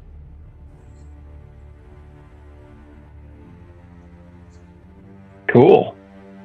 You are not proficient in command, however, so that doesn't really help you too much. You can give free really bad commands during combat. But that is what Honestly, happens it would to have you. been perfect for our multi-level marketing guy. True. Yeah. But that is your turn. Kelvin, Joe has obtained the rat tail thing, which you know means that it is now basically in his possession until he gives it up. Even if you manage to try to steal it from him, if he's still alive, it basically is still connected to him. So the power is no longer in the thing, but in him. So there's no real point in trying for it anymore. Yeah. Okay. But it sounds like we have moved out of combat because unless you go to attack him, I think we're done. No, I think I'm good after almost getting my hand sliced off. Yeah. I'm like, all right, I didn't want it that bad. I just was trying, just thought it could be a good marketing tool. Yeah. So we end the combat, fades away. You're all now back in normal, regular phase time as this house is on fire and burning pretty heavily. I feel like that was effective. Certainly did something. Yeah. I mean, the sheriff's not here anymore to I will. put in a good word for me with the community leader. That's It's gonna hurt my chances for my franchise here. I'm gonna. I will. I'm gonna just grab the sheriff's badge off his chest, which I see is still there, and I'll hand it to you, Calvin. I think you're sheriff now. Okay. I'll take it. I mean, why not? I think it's one of those towns where whoever has the badge is in charge, so you should be fine. Well, and I, for the record, am going to go ahead and collect my 2 water, but I make sure all of you see that I took the right amount. Okay, well, he still owed me, so I'm gonna grab one of his. Because we let him join our posse.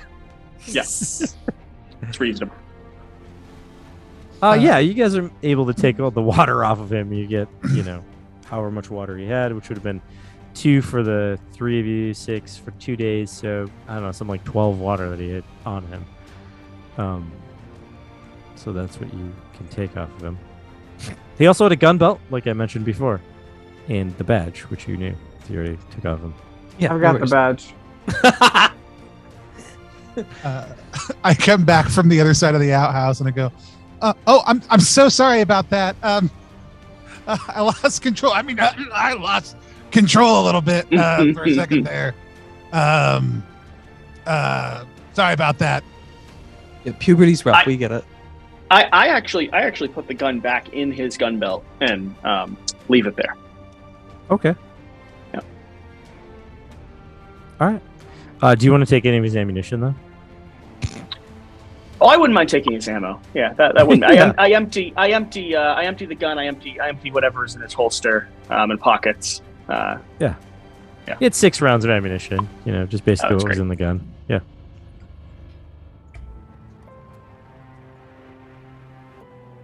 Yeah, that feels. Yeah. I feel like that was effective. We did everything he asked. So didn't he mention this farm being an important part of the town's food supply? Do we want to check on the status of the flock of Quackalope? Oh, they're fine. Okay, great. I took care of them. Great. I will take the 1 leashed Quackalope though, and I begin walking back towards town with it. Yeah, walking it to town. Yeah. I'd also want to go back to town to check in with the now a sheriff. I'm hoping to. Hey, Calvin, before we head back to town, if you hear anything about, let's say, a horse snapping, for example, since I made you sheriff, you could do me a favor, I think. And For sure. Overlook 1 horse snapping. Or here's the thing. I found a horse. If there's a missing horse, reward for missing horse, even better. I don't know what you guys are talking about, but Just As sheriff, I will spitballing. handle it accordingly. yeah. Okay. Cool. And so you all go back to town together? We go get Apple. Oh, I think You, the we meet Quackalope, them there ahead of time. We're as together as we arrived to this farm, right? Yeah, Like, I we're would all not there. say I'm close. Yeah, I definitely want to keep my distance from Joe, but I would make my way back shortly after. The Reverend hasn't done, other than accidentally shooting me, he hasn't done me wrong any excessively. So. Actually, All right. thinking about it, Azir, we should probably let Calvin get to town first, just in case. With the horse and all that. I mean, we just went for a walk with our friend and brought them back. I don't know why it's a problem, but that's fine. Yeah, no, we should take a longer walk. Is all I'm saying. Okay. This buddy duos money. The events of Ruka Ranch become a legend in Mountain View that only those who were in the town at the time of the incident really believe. Word of the existence of a ghostly rat man travels far and wide, and those in Mountain View still regard Sheriff Calvin Waldorf as a hero of the town, since he led the posse to remove the free militia bandits. De facto sheriff. As the sun sets on this day, you have more knowledge about the world around you, and you know that you can count yourself among the few who have survived the cursed. And that is the game, gentlemen. I gotta know in the post-credit scene, what is the tell-all book that Calvin Waldorf writes title? That's what I really got to know. Multi-level marketing and you.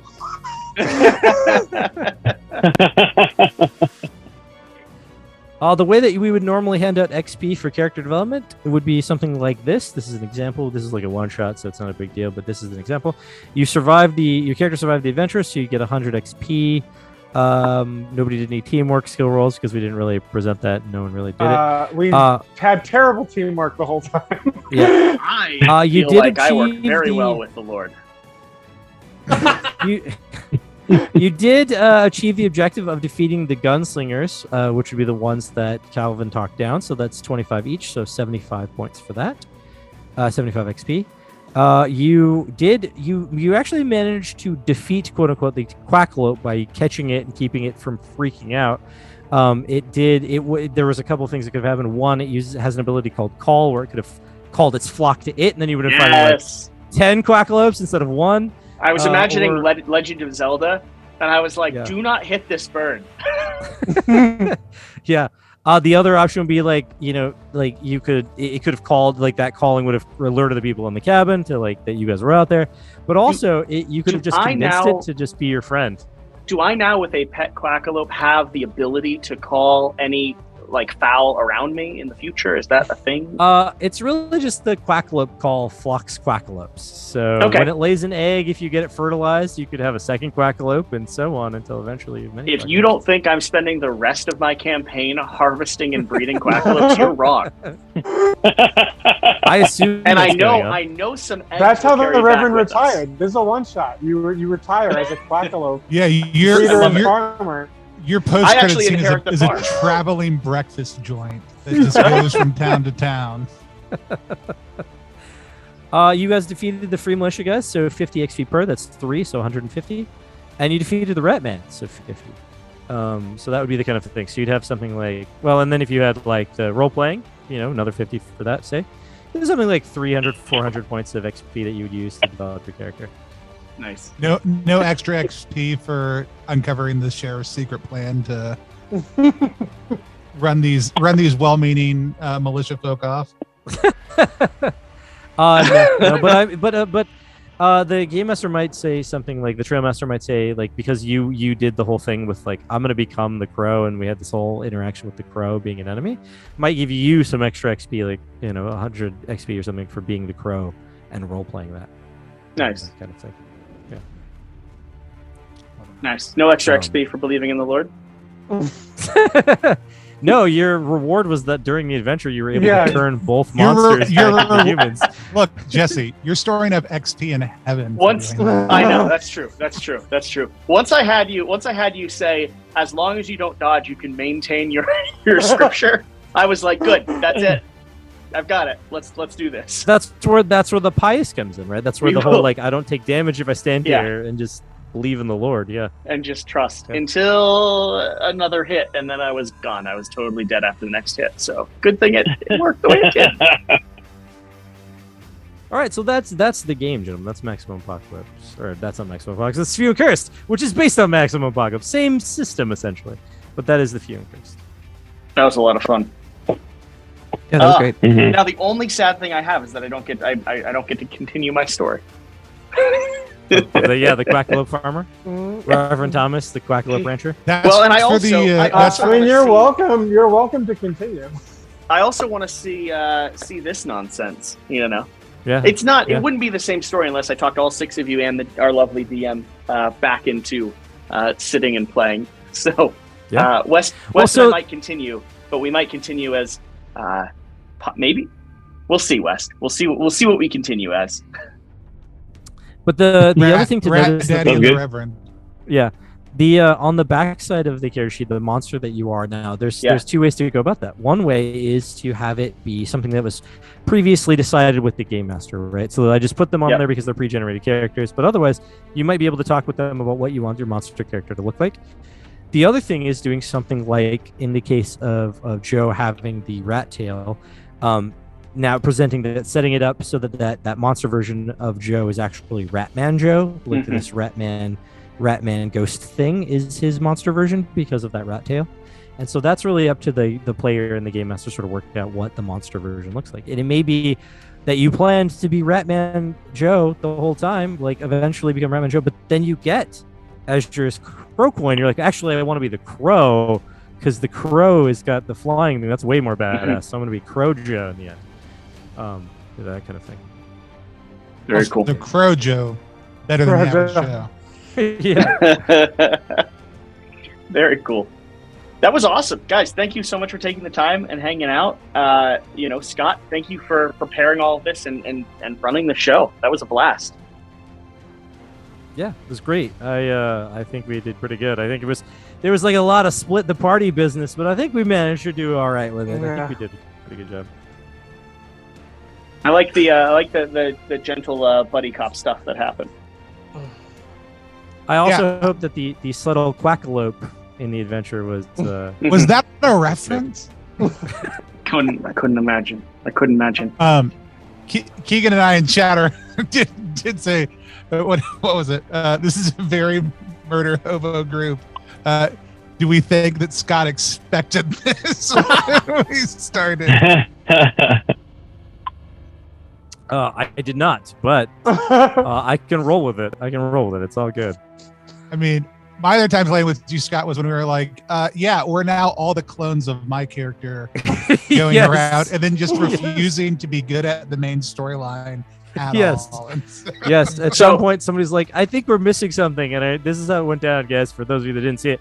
It's like, I think we're missing something. And Tony goes, yeah, well, first off, we have a named NPC we haven't looked into. There's this whole thing about drugs and a cake. There's like all kinds of storylines we have not followed up on Yeah. at all for the last 3 hours. Tony, just for the record, and I have to say this for the sake of my own sanity, I was going to shoot the sheriff in the leg and leave him as a sacrifice while I recited my rituals, and so you stepped a little bit ahead of my plans there. I was gonna push He it to did the a back. shot. It's like I was gonna shoot the sheriff also. So Scott, however you wrote that sheriff, everyone wanted them dead. I even had the text written down. You know, I had the a satisfying aroma to the Lord. Like it was, The spilt offering of Big the plans. sheriff's blood. big Yeah. plans. I mean, I was like, like, my I'm behind characters him. just He'll have never like see it coming. fits of anger as their sign of corruption. So once the sheriff just kind of blew me off, I was like, You're like, yeah, okay. this motherfucker's probably dead. It's funny. The actual thing that I wrote in is that when after talking with the bandits for a minute, the bandits eventually decide that they're done talking to the sheriff, and he just says, "Shoot the sheriff, but not the deputies." And then they just open fire on the sheriff, thereby killing him right in front Oh, of so him. Scott wrote his own sheriff to die. Everyone was killing the sheriff. Okay. Yeah. So he gets shot, and that's like, okay, well, obviously these guys aren't going to negotiate, right? They're just going to shoot us, so we might as well fight. Yeah, I think we handled that well. All right, guys. Thank you so much for joining. Thanks for hanging out. I would absolutely love to do some more stuff like this. So honestly, Scott, if you need a player ever, I know you run a lot of things. If people are looking for groups, Tony, you already know. I adore you and I adore your channel. Mike, you're absolutely lovely, and I'm really excited you were able to put this together and kind of pull everyone together for this. And Keegan, I think it's the first time we've met. Yeah, but absolutely. I hope we get to hang out and play again. Yeah, this is fun. West. We will get you on. So I don't know that you've ever played anything Lumen. We'll get you a copy of Keegan's in Extremis over and set up a time for you to come play that with us. And I'll send you a copy of Through the Void soon also too. That'd be cool. Also. Sweet. All right, guys. All right, guys. Have a good night. We'll talk to you later. You too. Bye-bye. See you. Bye.